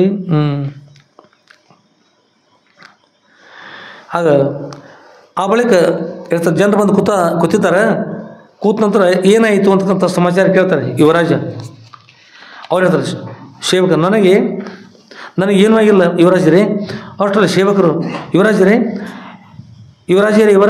ಯುವರಾಜ ಹೇಳಿರೋ ಏನಾಗಿದೆ, ನಿಮಗೆ ಏನಾಗಿದೆ, ಹೀಗೇಕೆ ತಡವಡಿಸ್ತಿರುವಿರಿ ಎಂದು ಕೇಳಿದನು. ಆ ಸೇವಕರು, ನಮಗೆ ಹಾಗೆ ಆಗಿದೆ ಯುವರಾಜರೇ. ತಾವು ನಮ್ಮನ್ನು ಆಶ್ರಮಕ್ಕೆ ಕಳುಹಿಸಿದ್ರಿ. ಈಗ ತಾವು ಅಪ್ಪಣೆ ಕೊಟ್ಟರೆ ಹಾಗೆ 8 ಊರುಗಳ ಜನರು ಸಂಪೂರ್ಣವಾಗಿ ಬಂದಿದ್ದರು. ಶ್ರೀಕಮರಿ ಮಠದಲ್ಲಿ ಕೇವಲ 8 ಜನರಿಗೆ ಮಾತ್ರ ಪ್ರಸಾದವಿತ್ತು. ಸೇವಕ ನಾನಂತೂ ಪಾತ್ರೆಗೆ ಸ್ವತಃ ನೋಡಿದ್ದೇನೆ. ಕೇವಲ 8 ಜನರಿಗೆ ಮಾತ್ರ ಆಗುವಷ್ಟು ಪ್ರಸಾದ ಮಾತ್ರವಿದ್ದಿತು ಎಂದು ಹೇಳಿದರು. ಆಗ ಯುವರಾಜರು, ಆ ಬಳಿಕ ಏನಾಯಿತು? ಯುವರಾಜ್ ಕೇಳ್ತಾರೆ, ಆ ಬಳಿಕ ಏನಾಯಿತು? ಸೇವಕರು, ಆಗ ಗುರುಗಳು ವಿಶ್ರಾಂತಿಯಲ್ಲಿದ್ದರು. ಮೈಪೈತವರು ತಮ್ಮ ಆ 8-10 ಗ್ರಾಮಗಳ ಜನರು ಪ್ರಸಾದಕ್ಕೆ ಕುಳಿತಿರುವುದನ್ನು ನೋಡಿ ಗುರುಗಳನ್ನು ಯೋಗ ನಿದ್ರೆಯಿಂದ ಜಾಗೃತಗೊಳಿಸಿ ಕರೆದುಕೊಂಡು ಬಂದರು. ಅಲ್ಲಿ 5 ಪಾತ್ರೆಗಳು ದೊಡ್ಡ ಹಂಡೆಗಳು ತರಿಸಿ ಅದರಲ್ಲಿ ಮರಳು ತುಂಬಿಸಿದರು ಎಂದು ಹೇಳಿದರು. ಯುವರಾಜ ಮರಳು ಅದನ್ನೇಕೆ ತುಂಬಿಸಿದರು? ಅವ ಯುವರಾಜ ಅದನಲ್ರಿ, ಅದೇಕೆ ತುಂಬಿಸಿದರು? ಸೇವಕರು ಅದರಿಂದ ಪ್ರಸಾದ ಸಿದ್ಧಗೊಳಿಸಲು ತುಂಬಿಸಿದರು. ಯುವರಾಜನು ಮರಳಿನಿಂದ ಪ್ರಸಾದ ಸಿದ್ಧವಾಯಿತೆ ಅಂತ ಕೇಳ್ತಾನೆ. ಸೇವಕರು ಗುರುಗಳು ಆ ಪಾತ್ರೆಯಲ್ಲಿರುವ ಮರಳಿನ ಮೇಲೆ ತಮ್ಮ ವರದ ಹಸ್ತವನ್ನು ಇರಿಸಿ ಆಶೀರ್ವದಿಸಿ ಕಮರಿ ಮಠದಲ್ಲಿ ಹೋಗಿ ಕೂಡುವಷ್ಟರಲ್ಲಿ ಯುವರಾಜ ಕಮರಿ ಮಠದಲ್ಲಿ ಹೋಗಿ ಕೂಡುವಷ್ಟರಲ್ಲಿ ಅಂತ ಹೇಳ್ತಾರೆ ಅಂತ ಅವ್ರು ಹೇಳ್ತಾರೆ. ಯುವರಾಜ ಕೇಳ್ತಾರೆ, ಏನಾಯಿತು ಅಂತ ಕೇಳ್ತಾನೆ. ಸೇವಕರು, ಯುವರಾಜರೇ, ಪ್ರಸಾದದ ಪಾತ್ರೆ ನೀರಿಲ್ಲ, ಒಲೆಯಲ್ಲಿ ಅಗ್ನಿಯಿಲ್ಲ, ಬೆಲ್ಲ ಸಕ್ಕರೆಗಳು ರವೆಗಳು ಇಲ್ಲ, ಖಾರು ಬೆಳ್ಳುಳ್ಳಿ ಕೊತ್ತಂಬರಿ ಕರಿಬೇವು ಎಣ್ಣೆ ಉಪ್ಪುಗಳಿಲ್ಲ, ಪ್ರಸಾದ ಪಾಯಸ ಅನ್ನ ಸಾರು ಸಿದ್ಧವಾಗಿ ಪಕ್ವಗೊಂಡು ಪಾತ್ರೆಗಳ ಸುಗಂಧ ಭರಿತವಾದ ಸುವಾಸನೆ ಆವಿ ಬರಲಾರಂಭಿಸಿತು. ಆ ಬಿಸಿಯಾದ ಉಗಿ ಹೆಚ್ಚಾಗಿ ಅದೇ ಮೇಲ್ಭಾಗದಲ್ಲಿ ಮುಚ್ಚಿದ ಪರಾತಗಳು ಹಾರಿ ಕೆಳಗೆ ಬಿದ್ದು ಅಲ್ಲಿ ಹೇಳ್ತಾರೆ. ಅದೇ ಮುಚ್ಚಿರ್ತಕ್ಕಂಥ ಕ್ಷಣದಲ್ಲಿ ತಯಾರಾಗಿ ಕೆಳಗೆ ಬಿದ್ದುಬಿಟ್ಟು ಜನರು ಅತ್ಯಂತ ಆನಂದದ ಸದ್ರುವರ ಜಯಘೋಷ ಮಾಡಿದರು. ಪ್ರಸಾದ ಸಂಪೂರ್ಣವಾಗಿ ಸಿದ್ಧವಾಗಿದೆ ಎಂದು ಓಡುತ್ತಾ ಹೋಗಿ ಸದ್ರುವನ್ನು ಕರೆದುಕೊಂಡು ಬಂದರು. ಅನ್ನಪೂರ್ಣೇಶ್ವರ ಪೂಜೆ ಆಯಿತು. ಸದ್ರುವರ ಆಜ್ಞಾನುಸಾರ ಪ್ರಸಾದ ವಿತರಣೆ ಪ್ರಾರಂಭ ಆಯಿತು. ಹೀಗೆ ಮರಳು ಪ್ರಸಾದದ ವಿತರಣೆ ಆಯಿತು. ಯುವರಾಜರೇ, ಅತ್ಯಂತ ವೇಗವಾಗಿ ಖಳ ಖಳ ಖಳ ಸಳಮಳ ಎಂದು ಮರಳು ಪಕ್ವವಾಗಿ ಮಹಾಪ್ರಸಾದವಾಯಿತು ಎಂದು ಹೇಳ್ತಿರುವರು. ಅಷ್ಟರಲ್ಲಿ ಯುವರಾಜರ ಬಳಿಗೆ ಪಿಲ್ಲು ಮಹಾರಾಜರು, ಅಣ್ಣಾಸಾಹೇಬ್ ಮಹಾರಾಜರು, ಶಂಕರ ಮಹಾರಾಜರು, ರಾಮರಾವ್ ಮಹಾರಾಜರು, ದತ್ತು ಮಹಾರಾಜರು ಹಾಗೂ ಮಹಾರಾಣಿಯರು ಹೀಗೆ ಎಲ್ಲರೂ ಆಗಮಿಸಿದ್ರು. ಇಷ್ಟೆಲ್ಲ ಈ ಧ್ವನಿಯನ್ನು ಕೇಳ್ತಾ ಅಷ್ಟು ಸಮಾಚಾರ ಎಲ್ಲಕ್ಕೆ ಹೋಗಿಬಿಡ್ತು. ಅವರೆಲ್ಲರೂ ಅವ್ರ ತಂದೆಗಳು, ಕಾಕ, ಚಿಕ್ಕಪ್ಪ, ದೊಡ್ಡಪ್ಪ ಅವರೆಲ್ಲ ರಾಜರು ಒಮ್ಮೆ ಬಂದುಬಿಟ್ರು. ಅವರ ಮಹಾರಾಣಿಯರು ಹೀಗೆ ಎಲ್ಲರೂ ಆಗಮಿಸಿದರು. ಎಲ್ಲರೂ ಏನು ಸಮಾಚಾರ ಅಂತ ಕೇಳುತ್ತಿರುವರು. ಸರ್ವರು ಸದ್ರುವರ ಅನುಗ್ರಹ, ಸರ್ವ ಮಾನವರಿಗೂ ದಾನವರಿಗೂ ದೇವತೆಗಳು ಅನುಗ್ರಹ ಬೇಕು. ಹೀಗೆ ಸದ್ರು ಅವನಿಗೆ ಇದ್ರೆ ಒಂದು ಹುಲ್ಲು ಕಲ್ಲು ಕೂಡ ಅಲ್ಲಾಡ್ಲಿಕ್ಕೆ ಸಾಧ್ಯ ಇಲ್ಲ. ತೇನವೇನ ತೃಣಮಪೇನ ಚಲತೆ ಅಂತೇಳಿ ಇರ್ತಕ್ಕಂಥದ್ದು. ಹೀಗೆ ಹಿಂದಿನ ವಿಷಯ ಸ್ವಲ್ಪ ಸಂಬಂಧ ಇರ್ತಕ್ಕಂಥದ್ದು. ಈ ಮುಂದಿನ ವಿಷಯ ನೋಡೋಣ ಅಂತ. ಈಗ ಯಾರು ಬಂದ್ರಿ? ಮಹಾರಾಜರು ಬಂದರು. ಈಗ ಯುವರಾಜ ಇಷ್ಟು ಹೇಳಿದರು. ಹೇಳ್ತಾ ಇರುವಾಗಲೇ ಅವ್ರು ಬಂದ್ಬಿಟ್ರು. ಯುವರಾಜರಂತೂ ಏನಾಗಬೇಕಾಗಿತ್ತು ಇಷ್ಟೊಳಗೆ?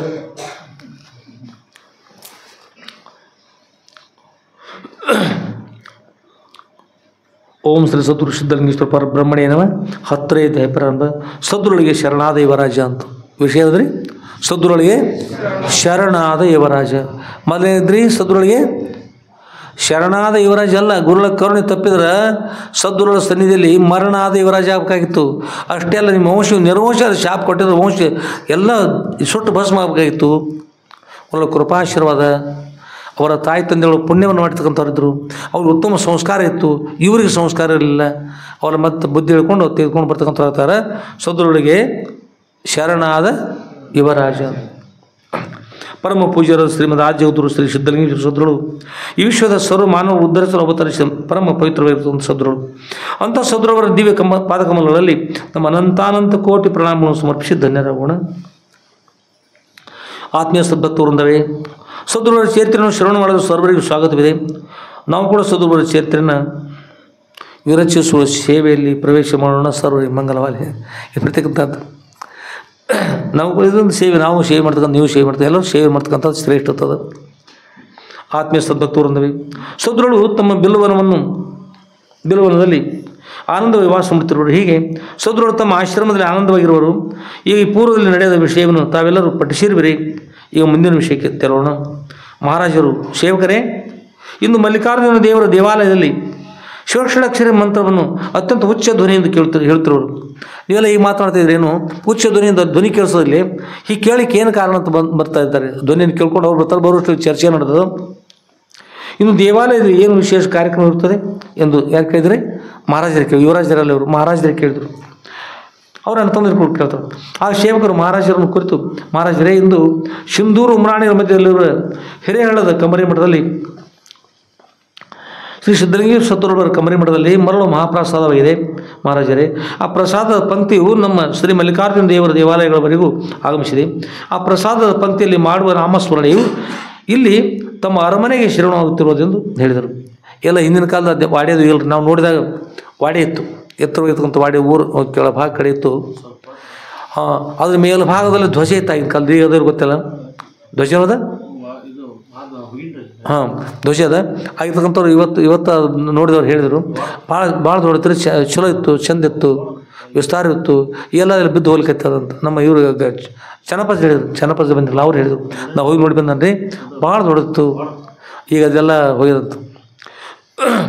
ಅದು ಆ ವಾಡೆಗೆ ಅಲ್ಲಿ ಇರ್ತಕ್ಕಂಥದ್ದು ವಾಡ್ಯದ ಪರ್ಯಂತರ ಅಖಂಡವಾಗಿ ನಾಮಸ್ಮರಣೆ ಕೇಳ್ಬೇಕಾದ್ರೆ ಅವ್ರು ಎಷ್ಟು ಜೋರಾಗಿ ನೋಡಿದ್ರು, ಎಷ್ಟು ಆನಂದವಾಗಿ ನೋಡಿದ್ರು ಕೇಳ್ರಿ.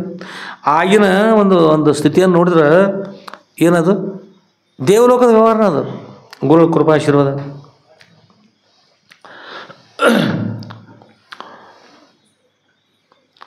ಮರಳು ಮಹಾಪ್ರಸಾದವಾಗಿ ಮಹಾರಾಜರೇ, ಆ ಪ್ರಸಾದ ಪಂಕ್ತಿಯು ನಮ್ಮ ಶ್ರೀ ಮಲ್ಲಿಕಾರ್ಜುನ ದೇವರ ದೇವಾಲಯಗಳವರೆಗೂ ಆಗಮಿಸಿದೆ.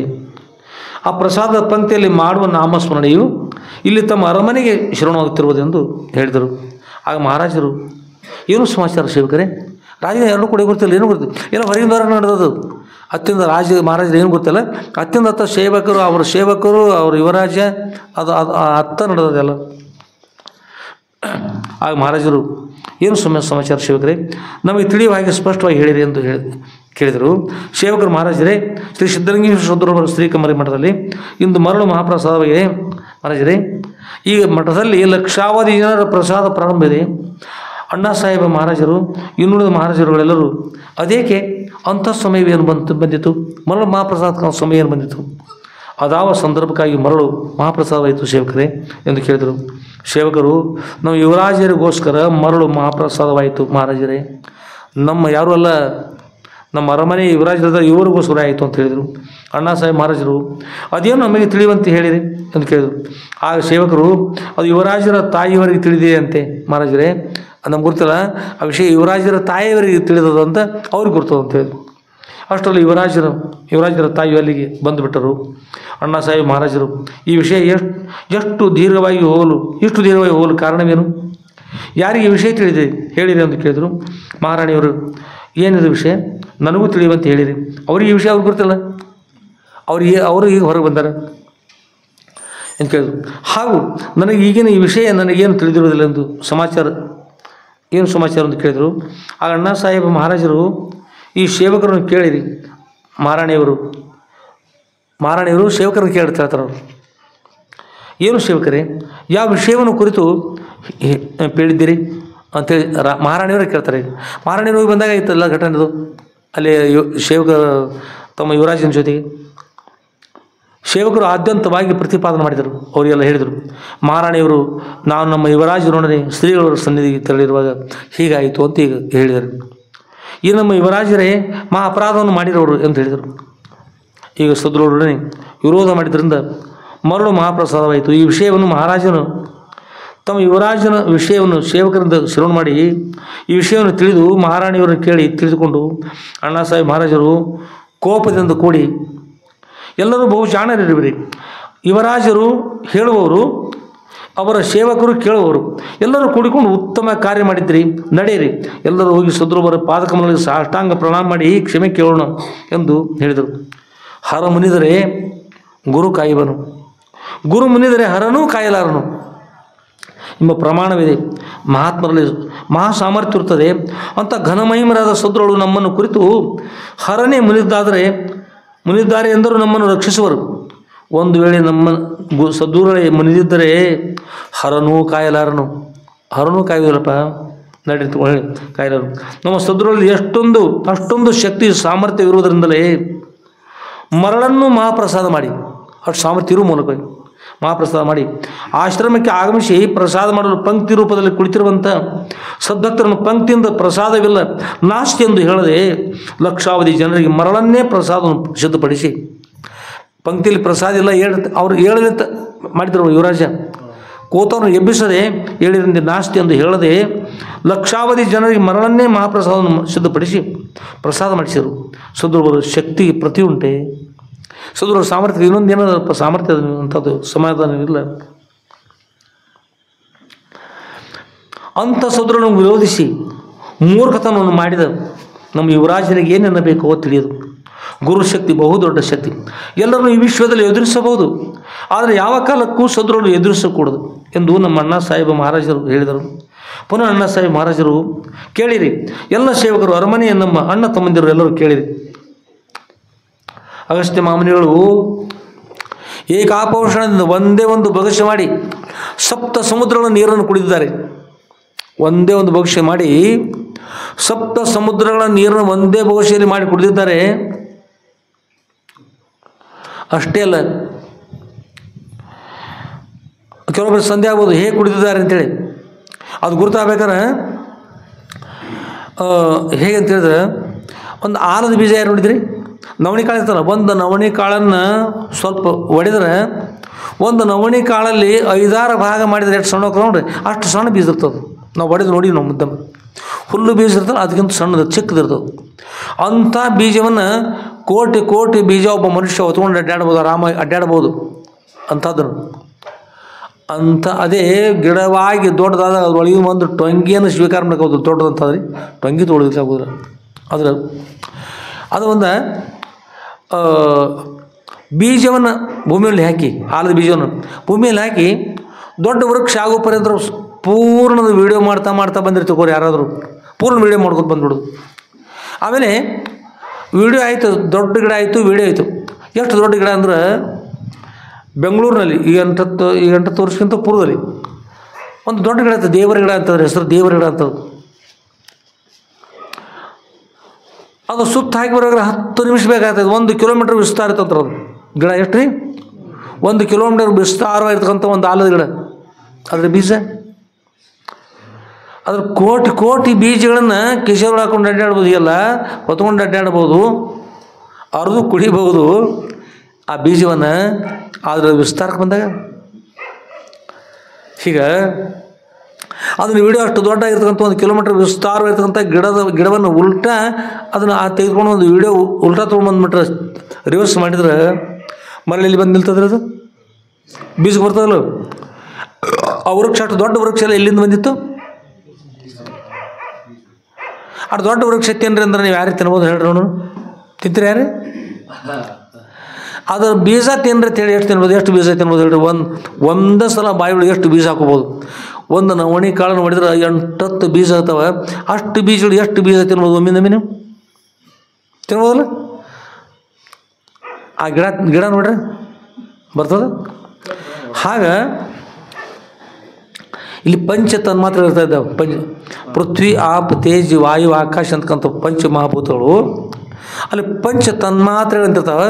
ಪಂಚ ತನ್ಮಾತ್ರೆ ಅಂದ್ರೆ ಈ ವಿಸ್ತಾರವಾಗಿರ್ತಕ್ಕಂಥ ಏನು ಈ ಪೃಥ್ವಿ, ಆಪ್, ತೇಜ್, ವಾಯು, ಆಕಾಶದಲ್ಲ, ಭೂಮಿ, ನೀರು, ಗಾಳಿ, ಬೆಂಕಿ, ಆಕಾಶದಲ್ಲ, ಇದರ ಮೂಲ ರೂಪಕ್ಕೆ ಅದು ಬೀಜ. ಅದು ಬೀಜ, ಅದು ಪಂಚ ತನ್ಮಾತ್ರೆಗಳಂದ್ರೆ ಆ ಬೀಜ ಇರ್ತಲ್ಲ, ಅದು ಆಲದ ಬೀಜದಂತೆ. ಅದು ಸಪ್ತ ಋಷಿಗಳು, ಸಪ್ತ ಋಷಿಗಳು ಒಬ್ಬರಾಗಿರ್ತಕ್ಕಂಥ ಅಗಸ್ತ್ಯ ಮಾಮುನಿಗಳು ಸಪ್ತ ಸಮುದ್ರಗಳ ನೀರನ್ನು ಒಂದೇ ಬೊಗಸೆಯಲ್ಲಿ ಕುಡಿದ್ರಂದ್ರೆ ಹೀಗೆ ಕುಡಿಲಿಲ್ಲರಿ, ರಿವರ್ಸ್ ಮಾಡಿದಂತೆ ಬೀಜ ಕೈ ಸಿಗುತ್ತಲ್ಲ ಮೂಲ, ಆ ಮೂಲ ರೂಪದಲ್ಲಿ ಸ್ವೀಕಾರ ಮಾಡಿ ಎಲ್ಲ ಏನಾಯ್ತಂದ್ರೆ ಏನಾಗಿ ಬಿಡ್ತವೊಮ್ಮೆ ಆಲದ ಗಿಡವನ್ನು ಬೀಜಕ್ಕೆ ತೊಗೊಂಡ್ಬಂದ್ಬಿಟ್ರು, ಮರಳಿ ತೊಗೊಂಡ್ಬಂದ್ಬಿಟ್ರು. ಮರಳಿ ತೊಗೊಂಡ್ಬಂದು ಎಷ್ಟು ಒಂದು ಭವಿಷ್ಯ ಅಷ್ಟು 7 ಸಪ್ತ ಸಮುದ್ರ ಭವಿಷ್ಯತ್ತು. ಒಂದು ಭವಿಷ್ಯ ನೀರನ್ನು ಕುಡಿದು ಆರಾಮ್ ಕೂತ್ಕೊಂಡು ತಪಸ್ ಮಾಡ, ತಂಪಾಯ್ತಪ್ಪ ಪಾಡಿದ್ನೋ ಸ್ವಲ್ಪ ಇರೋ ಪಾಡಾಕಿತ್ತು, ಸಾಲಿಲ್ಲ ಅಂತ. ಅದು ಋಷಿಗಳ ಸಾಮರ್ಥ್ಯ, ಗುರು ಸಾಮರ್ಥ್ಯ ಅಂತ. ಇನ್ನೂ ಕೂಡ ಅದು ಹಳೆ ಕಾಲದ ನಮ್ಗೆ ತಿಳಿತಾ ಇಲ್ಲ ಅಂತಂದ್ರೆ ಇದು ವಿಡಿಯೋ ರಿವರ್ಸ್ ಮಾಡಿ ಅಂದ್ರೂ ಅದು ತಿಳಿಲಿಲ್ಲ ಅಂತ ಅನಿಸಿದ್ರೆ ಇನ್ನೂ ಕೂಡ ಮತ್ತೊಂದು ನೀವು ವಿಚಾರ ಮಾಡ್ಬೋದು. ಈಗ ಪೆನ್ ಡ್ರೈವ್ ಅಂತ ಇರ್ತಾವಲ್ಲ, ಪೆನ್ ಡ್ರೈವ್ ಅಂತ, ಹಾರ್ಡ್ ಡಿಸ್ಕ್ ಅಂತ ಇರ್ತಾವೆ. ಒಂದು ಟಿ ಬಿ ಅಂತ ಇರ್ತದೆ ರೀ, ಒಂದು 1000 GB ಇರ್ತದೆ. ಒಂದು ಟಿ ಬಿ ಎಷ್ಟು ಇರ್ತದೆ? 1024 GB ಆದಾಗ ಒಂದು ಟಿ ಬಿ. ಒಂದು ಹಾರ್ಡ್ ಡಿಸ್ಕ್ ಒಳಗೆ ಎಷ್ಟು ಟಿ ಬಿ ಇರ್ತಾವೆ? ಒಮ್ಮೆ 4 ಟಿ ಬಿ ಕೂಡ ಇರ್ತವೆ. ಅದ್ರ ಟಿ ಬಿ ಅಂತ ಕೂಡ ಯಾರ್ಯಾರು ಟಿ ಬಿ ಬಂದೈತಿ ತಿಳ್ಕೊಂಡ್ರಿ ಅಂತ. ಅದಕ್ಕೆ ಟಿ ಬಿ ಅಂತ ಹೆಸರು, ಅದಕ್ಕೆ ಆ ಹಾರ್ಡ್ ಡಿಸ್ಕ್ ಒಳಗಿರ್ತಕ್ಕಂಥ ಸಮೂಹಕ್ಕೆ ಅಂತ ಹೆಸರು ಇರ್ತದೆ. ಅದನ್ನು ಆ ಕಂಪ್ಯೂಟರೆಲ್ಲ ಫೀಡ್ ಮಾಡಿ ಅನೇಕ ಗ್ರಂಥಗಳು ಬರೆದಿರ್ತಾರೆ, ಅನೇಕ ಗ್ರಂಥಗಳು. ಅದನ್ನು 1 ಲಕ್ಷಗಟ್ಟಲೆ ಗ್ರಂಥಗಳಾಗ್ಬೋದು. ಅಷ್ಟು ವಿಷಯಗಳನ್ನು ಸ್ವೀಕಾರ ಮಾಡ್ಕೊಳ್ತಕ್ಕಂಥದ್ದು ಒಂದು ಎಷ್ಟು ಹಾರ್ಡ್ ಡಿಸ್ಕ್ ಇಟ್ಟು ದೊಡ್ಡದಿರ್ತದೆ. ಅದ್ರ ಒಳಗೆ ಮಾಡಿರ್ತಾರೆ, ಒಳಗೆ ಹಿತ್ತಾಳೆ ಆಕಾರ ಅದೆಷ್ಟು ಇರ್ತದೆ ರೀ? ಮೇಲ್ಭಾಗ ಚೌಕ ಇರ್ತದೆ, ಪ್ಲಾಸ್ಟಿಕ್ ಅದೆಲ್ಲ ಬೇರೆ ಅದು. ಒಳಗೆ ಕರೆ ಒಳಗೆ ಇದ್ದು ಎಷ್ಟು ಇರ್ತದೆ ರೀ? ಇಷ್ಟು ಸಣ್ಣ ಚಿಪ್ಪಿನೊಳಗೆ ಲಕ್ಷ ಗ್ರಂಥಗಳು ಅದ್ರೊಳಗೆ ಇಳಿಸ್ತಾರ. ಇದು ವಿಜ್ಞಾನ ಪ್ರಕಾರವಾಗಿ. ಈಗಿನ ವಿಜ್ಞಾನ ಸುಲಭವಾಗಿ ತಿಳಿಬೇಕಲ್ಲ. ವಿಷಯ ಸ್ಪಷ್ಟ ವ್ಯಕ್ತಪಡಿಸೋದು ಆಗಲಿಲ್ಲ ಅಂದ್ರೆ ನಾವು ಗುರುಗಳ ಚರಿತ್ರೆ ಹೇಳ್ತಾ ಇದ್ದೀವಿ ಅಂದ್ರೆ ಕೂಡ ಸೋಲು ಆಗ್ತದೆ. ಇದು ಕೂಡ ನೆನಪಿರಬೇಕು. ಅದು ಹೇಗೆ ಸಾಧ್ಯ ಆದತ್ತಂದ್ರೆ ಹಿಂದಿನ ಋಷಿಮುನಿಗಳ ಅವ್ರ ವಿಷಯವನ್ನು ಅದು ಸತ್ಯನೂ ನಾವು ತಿಳಿಸ್ಕೊಡ್ಬೇಕಾದ್ರೆ ಇದರೊಳಗೆ ವಿಜ್ಞಾನಕ್ಕೆ ಹೋಲಿಕೆಯಾಗಿ ನಾವು ತಿಳಿಸ್ಬೇಕಾಗ್ತದೆ. ಯಾಕಂದ್ರೆ ವಿಜ್ಞಾನ ಓದ್ತಕ್ಕಂಥದ್ದು ಈಗಿನ ಕಾಲದಲ್ಲಿ ಹೆಚ್ಚಾಗಿ ವಿಜ್ಞಾನ ಇರ್ತದೆ. ಅದು ಅವ್ರ ವಸ್ತುಗಳನ್ನು ಸಹಕಾರ ಮಾಡ್ಕೊಂಡು ಅದರೊಳಗೆ ತಿಳಿಸಿ ಸುಲಭವಾಗಿ ತಿಳಿತದೆ. ಲಕ್ಷ ಗ್ರಂಥಗಳು, ಕೋಟಿ ಗ್ರಂಥ ಸಣ್ಣ ಪೆನ್ ಡ್ರೈವ್ದೊಳಗೆ ಸಣ್ಣದಾಗಿರ್ತಂಥ ಟಿ.ವಿ ಇರ್ತಲ್ಲ, ಅದರೊಳಗೆ ಹಾಕಿ ಬರ್ತಲ್ಲ. ಹಾಗೆ ಸಪ್ತ ಋಷಿ ಅದು ವಿಸ್ತಾರ ಬೇಕಾದಷ್ಟು ಗ್ರಂಥ ಇರ್ತಾವೆ. ವಿಸ್ತಾರದಾಗ ಚಿಕ್ಕದಾಗಿರುವಾಗ ಭಾಳ ಚಿಕ್ಕದಾಗಿರ್ತಕ್ಕಂಥ ಚಿಪ್ಪಿನ ಇರ್ತವೆ. ಆಗ ಅಗಸ್ತ್ಯ ಮಹಾಮುನಿಗಳು ಸಪ್ತ ಸಮುದ್ರಗಳು 7 ಸಮುದ್ರಗಳ ನೀರನ್ನು ಏನು ಮಾಡಿದ್ರಿ? ಒಂದೇ ಬೊಗಸೆಯಲ್ಲಿ ಮಾಡಿ ಕುಡಿದು ಶಾಂತವಾಗಿ ಕಣ್ಣು ಕೂತರು. ಬ್ರಹ್ಮ ಸತ್ಯಂ ಜಗನ್ಮಿಥ್ಯ ಜೀವೋ ಬ್ರಹ್ಮ ಇವ ನ ಪರಹ ಅಂತ ಕೂತ್ಬಿಟ್ರು. ಅದಕ್ಕೆ ಇಲ್ಲಿ ಅಣ್ಣ ಸಾಹೇಬ್ ಸರ್ಕಾರ ಬೈತವ್ರನ್ನೆಲ್ಲ ಹೇಳ್ತಾರೆ. ಎಲ್ಲರೂ ಇಲ್ಲಿ ಹೇಳ್ತಾರೆ, ಕೇಳಿರಿ. ಪುನಃ ಅಣ್ಣ ಸಾಹೇಬ್ ಮಹಾರಾಜ್ ಹೇಳ್ತಾರೆ, ಕೇಳಿರಿ ಎಲ್ಲ ಸೇವಕರು, ಅರಮನೆಯನ್ನು ಅಣ್ಣ ತಮ್ಮಂದಿರು ಕೇಳಿರಿ, ಎಲ್ಲರೂ ಕೇಳಿರಿ ಅಂತ ಹೇಳ್ತಾರೆ. ಅಗಸ್ತ್ಯ ಮುನಿಗಳು ಏಕಾಪೋಷಣದಿಂದ ಅಂದರೆ ಒಂದೇ ಬೊಗಸೆಯಿಂದ ಸಪ್ತ ಸಾಗರವನ್ನು ಪಾನ ಮಾಡಿದರು. ಈ ವಿಷಯದಲ್ಲಿ ಈಗಿನ ಜನರಿಗೆ ಸಂದೇಹ ಆಗಬಹುದು ಅಂತ ಹೇಳಿ ಅವರು ಕೂಡ ಉದಾಹರಣೆ ಕೊಟ್ಟಿರ್ತಕ್ಕಂಥ ಆ ವಿಷಯದಲ್ಲಿ ಉದಾಹರಣೆ ಕೊಟ್ಟಿರ್ತಕ್ಕಂಥದ್ದು ಈ ವಿಷಯ ಈ ಆಲು ವೃಕ್ಷನೆಲ್ಲ ಹೇಳ್ಕೊಂಡು ಬಂದಿದ್ದಾರೆ. ಹೀಗೆ ಉದಾಹರಣೆ ಕೊಟ್ಟು ಹೇಳಿದ್ದಾರೆ. ಹಾಗೆ ಋಷಿಗಳಲ್ಲಿ ತಪಸ್ಸಿನ ಮಹಾಶಕ್ತಿ ಇರ್ತದೆ. ನಾವು ಹೇಳಿದ್ವಲ್ಲ ಈ ವಿಷಯದ ಇದರೊಳಗೆ ಋಷಿಗಳಲ್ಲಿ ಮಹಾಶಕ್ತಿ ತಪಸ್ಸಿನ ಶಕ್ತಿ ಇರ್ತದೆ. ಅಷ್ಟೇ ಅಲ್ಲ, ಪಂಚಮಹಾಭೂತಗಳ ಮೂಲ ವಸ್ತು ಸೂಕ್ಷ್ಮವಾಗಿರುತ್ತದೆ. ಆ ವಿಸ್ತಾರವಾಗಿರುವಂಥ ಜಲವನ್ನು ಅದರ ಮೂಲ ರೂಪವಾಗಿರುವಂಥ ಸೂಕ್ಷ್ಮ ರೂಪಕ್ಕೆ ತೆಗೆದುಕೊಂಡು ಹೋದರೆ ಅದರಿಂದ ಒಂದೇ ಬೊಗಸೆಯಲ್ಲಿ ಸಂಪೂರ್ಣವಾಗಿ ಸಪ್ತ ಸಾಗರ ಜಲವನ್ನು ಪಾನ ಮಾಡಬಹುದು. ಅಷ್ಟೇ ಅಲ್ಲ, ಒಂದು ಚಿಕ್ಕದಾಗಿರುವ ಆಲದ ಬೀಜವನ್ನು ನೋಡಿರಿ, ಅದು ಹುಲ್ಲಿನ ಬೀಜನಷ್ಟು ಇರ್ತದೆ. ಅಂಥ ಲಕ್ಷ ಬೀಜಗಳನ್ನು ತಿಂದು ಮುಗಿಸಬಹುದು.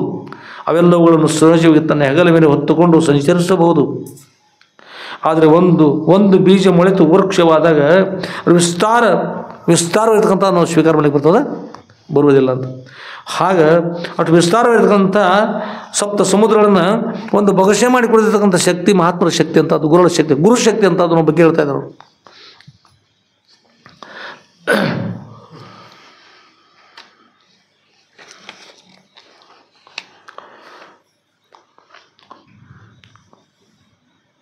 ಒಂದು ಕ್ಷಣ ವಿಚಾರಿಸ್ರಿ. ಅದೇ ತನ್ನ ಮೂಲವಾಗಿರೋ ಬೀಜದ ದೃಷ್ಟಿಯಿಂದ ವಿಚಾರ ಮಾಡಿದರೆ ಎಷ್ಟು ಚಿಕ್ಕದಿರ್ತದೆ, ಅದರ ನಂತರ ವಿಸ್ತಾರ ಎಷ್ಟು ಇರ್ತದೆ. ಒಂದು ಕ್ಷಣ ವಿಚಾರಿಸಿರಿ, ಸಂದೇಹವಿದ್ದವರಿಗೆ ಸರಿಯಾದ ಉತ್ತರ ಪ್ರಾಪ್ತಿಯಾಗುತ್ತದೆ. ಆಲ ವೃಕ್ಷವನ್ನು ಅದರ ಮೂಲಕ್ಕೆ ತೆಗೆದುಕೊಂಡು ಹೋಗುವ ಸಾಮರ್ಥ್ಯ ಆಗಿನ ಋಷಿಗಳಲ್ಲಿಯೂ ನಮ್ಮ ಸದ್ರಲ್ಲೂ ಇದ್ದಿತು. ಆ ಕಾರಣದಲ್ಲಿ ಅದೆಲ್ಲವೂ ಸದ್ರೋ ಚೇತ ಕೇಳಿರ್ತೀರಿ. ಗಂಡು ಪಪ್ಪಾಯಿ ಗಿಡ, ಹೆಣ್ಣು ಪಪ್ಪಾಯಿ ಹಣ್ಣು ಕೊಡಿರ್ತಕ್ಕಂಥದ್ದು ಬಹಳಷ್ಟು ಶಕ್ತಿ ಇರ್ತದೆ ಊರೊಳಗೆ. ಅದು ಸಾಧ್ಯವಾಯಿತು. ಓದುಗರು ಈ ವಿಷಯವನ್ನು ಸಂಪೂರ್ಣವಾಗಿ ತಿಳಿದು ನೋಡಿರಿ, ತಮಗೆ ಸತ್ಯವಾದ ವಿಷಯ ತಿಳಿತದೆ. ಇದಲ್ಲದೆ ಕಪಿಲ ಋಷಿಗಳು ಏನು ಮಾಡಿದ್ರು? ಅವರೇನಿದ್ರಿ, ಸಪ್ತ ಋಷಿಗಳ ಅಷ್ಟು ಶಕ್ತಿ ಅಗಸ್ತ್ಯ ಮಹಾಮುನಿಗಳ ಸಾಮರ್ಥ್ಯ ಇತ್ತು. ಸಪ್ತ ಸಮುದ್ರದ ನೀರನ್ನು ಕುಡಿದಾಗಿ ಮಾಡಿದರು.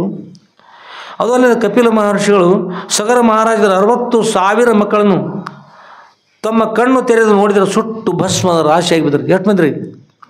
60,000 ಮಂದಿ ಬರೀ ಕಣ್ಣು ತೆರೆದು ನೋಡಿದ್ರೆ. ಏನಂತಂದ್ರೆ ಹಿಂದಿನ ಬಾಜು ಮನೆ ವಿಷಯ ಕೇಳಿರ್ಬೋದು. ಹಿಂದಿನ ಬಾಜು ಕುದುರೆ ಕಟ್ಟಿದ್ದಾರೆ. ಹಿಂದಿನ ಬಾಜು ದೇವಲೋಕದ ದೇವೇಂದ್ರಲ್ಲಿ ಬಂತು ಕುದುರೆಯನ್ನು ಕಟ್ಟಿ ಹಿಂದಿನ ಬಾಜು ಋಷಿಗಳು ಪಾತಾಳ ಲೋಕದಲ್ಲಿ ತಪಸ್ಸು ಮಾಡ್ತಿರ್ತಾರೆ. ಅವ್ರನ್ನ ದಾರಿ ಮಾಡ್ಕೊಂಡು ಹೋಗಿ ಅಶ್ವಮೇಧ ಯಾಗದ ಕುದುರೆಯನ್ನು ತೆಗೆದುಕೊಂಡು ಹೋಗಿ ಒಳ ಭಾಗದಲ್ಲಿ ಹೊರಡ್ತಾರೆ. 60,000 ಮಂದಿ ಯುದ್ಧ ಮಾಡಲಿಕ್ಕೆ ಹೊರಡ್ತಾರೆ. ಅಲ್ಲಿಂದ ಆ ಕುದುರೆಯನ್ನು ಅಪಹರಣ ಮಾಡ್ಕೊಂಡು ದೇವತೆ ಇರ್ತಾರೆ ಅವರು ಪೃಥ್ವಿ ಮಾತು ಹೇಳಿಕೊಳ್ಳಿ ದಾರಿ ಬಿಡ್ತಾರೆ. ಒಳ ಭಾಗ ಪಾತಾಳ ಲೋಕಕ್ಕೆ ಹೋಗಿ ಕಪಿಲ ಋಷಿಗಳು ತಪಸ್ಸು ಮಾಡ್ತಿರ್ತಾರೆ. ಕೂತ್ಕೊಂಡು ಅವ್ರು ಹಿಂದಿನ ಬಾಜು ಕುದುರೆ ಕಟ್ಟಿತಾರೆ. ಇವರು ಶೋಧ ಮಾಡ್ತಾ ಅಲ್ಲಿ ಬರ್ತಾರೆ. ಬಂದು ಏನು ಮಾಡ್ತಾರೆ, ಋಷಿಗಳನ್ನು ಈಗ ಹಿಡಿದು ಎಳೆದಾಡ್ತಾರೆ. ನಮ್ಮ ಕುದುರೆ ನೀವು ತಂದಿದ್ರಿ, ಹಾಗಾಯ್ತು ಈಗ ದೇವರು ತಂದಾರ ತಗೊಂಡು. ಆಗ ತಪಸ್ಸಿನಲ್ಲಿ ಉತ್ಥಾನ ಇರ್ತಕ್ಕಂಥ ಋಷಿಗಳು ಏಕಾಲಕ್ಕೆ ತಮ್ಮ ನೇತ್ರವನ್ನು ತೆಗೆದುಬಿಡುತ್ತೆ ಸಿಟ್ಟಿನದು. ಈಗ ತೆಗೆದ್ರೆ ಸಾಕು, ಮುಂದೆ 60,000 ಮಂದಿ ಸುಟ್ಟು ಬೂದಿ ರಾಶಿ ಎಲ್ಲಿರ್ತಾರೆ, ಬೂದಿ ರಾಶಿಯಾಗಿ ಗುಂಪಾಗಿ ಬಿದ್ದುಬಿಡ್ತಾರೆ. ಅಷ್ಟು ಶಕ್ತಿ ಇರ್ತದೆ ಯಾರಿಗೆ? ಋಷಿಗಳಿಗೆ.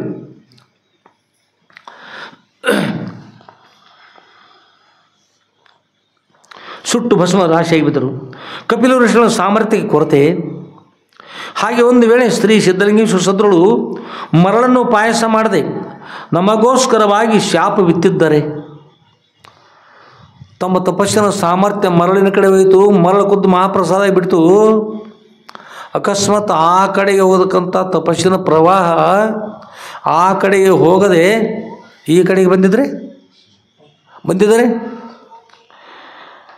ನಮಗೋಸ್ಕರ ಶಾಪ ಬಿತ್ತಿದ್ದರೆ ನಮ್ಮ ಗತಿ ಏನಾಗುತ್ತಿದ್ದಿತು? ನಡೆಯಿರಿ, ಶ್ರೀ ಸಿದ್ಧಲಿಂಗೇಶ್ವರ ಸದ್ಗುರುಗಳ ಸನ್ನಿಧಿ ಹೋಗೋಣ. ಅವರ ಪಾದಗಳನ್ನು ಗಟ್ಟಿಯಾಗಿ piಡಿದುಕೊಂಡು ಕ್ಷಮೆಯನ್ನು ಕೇಳೋಣ. ಮಾಡಬಾರ್ದನ್ನು ಮಾಡಿದರೆ ಆಗಬಾರ್ದು ಆಗುತ್ತದೆ. ಎಲ್ಲರೂ ಬಹು ಜಾಣರಿದ್ದೀರಿ, ಜಾಣರೇ ಕುಡಿಯಿರಿಬಿರಿ ಎಂದು ಹೀಗೆ ಮಾತನಾಡುತ್ತಾ ಸದ್ಗುರುವರ ಸನ್ನಿಧಿ ತೆರಳುಗೋಸ್ಕರ ಬರ್ತಾ ಇದ್ದಾರೆ. ಎಲ್ಲಿ ಬಂದರು ಅಂದರೆ ಈಗ ಶ್ರೀ ಮಲ್ಲಿಕಾರ್ಜುನ ದೇವಸ್ಥಾನಕ್ಕೆ ಬಂದರೆ ಪಂಕ್ತಿ ಮಲ್ಲಿಕಾರ್ಜುನ ದೇವಸ್ಥಾನ ಪರ್ಯಂತ ಬಂದ. ಅಲ್ಲಿಂದಲೇ ಗುರುಳಿಗೆ ಕೈ ಮುಗ್ಕೊಂಡು ಅಲ್ಲಿ ಅರಮನೆಯಲ್ಲಿ ಬೈಯುವಾಗ ರಾಜ ಬೈಯುವಾಗ ಯುವರಾಜ ನನ್ನಿಂದ ಅಪರಾಧ ಇದೆ, ನಾನು ಕ್ಷಮಿಸಬೇಕು ಅಂತೇಳಿ,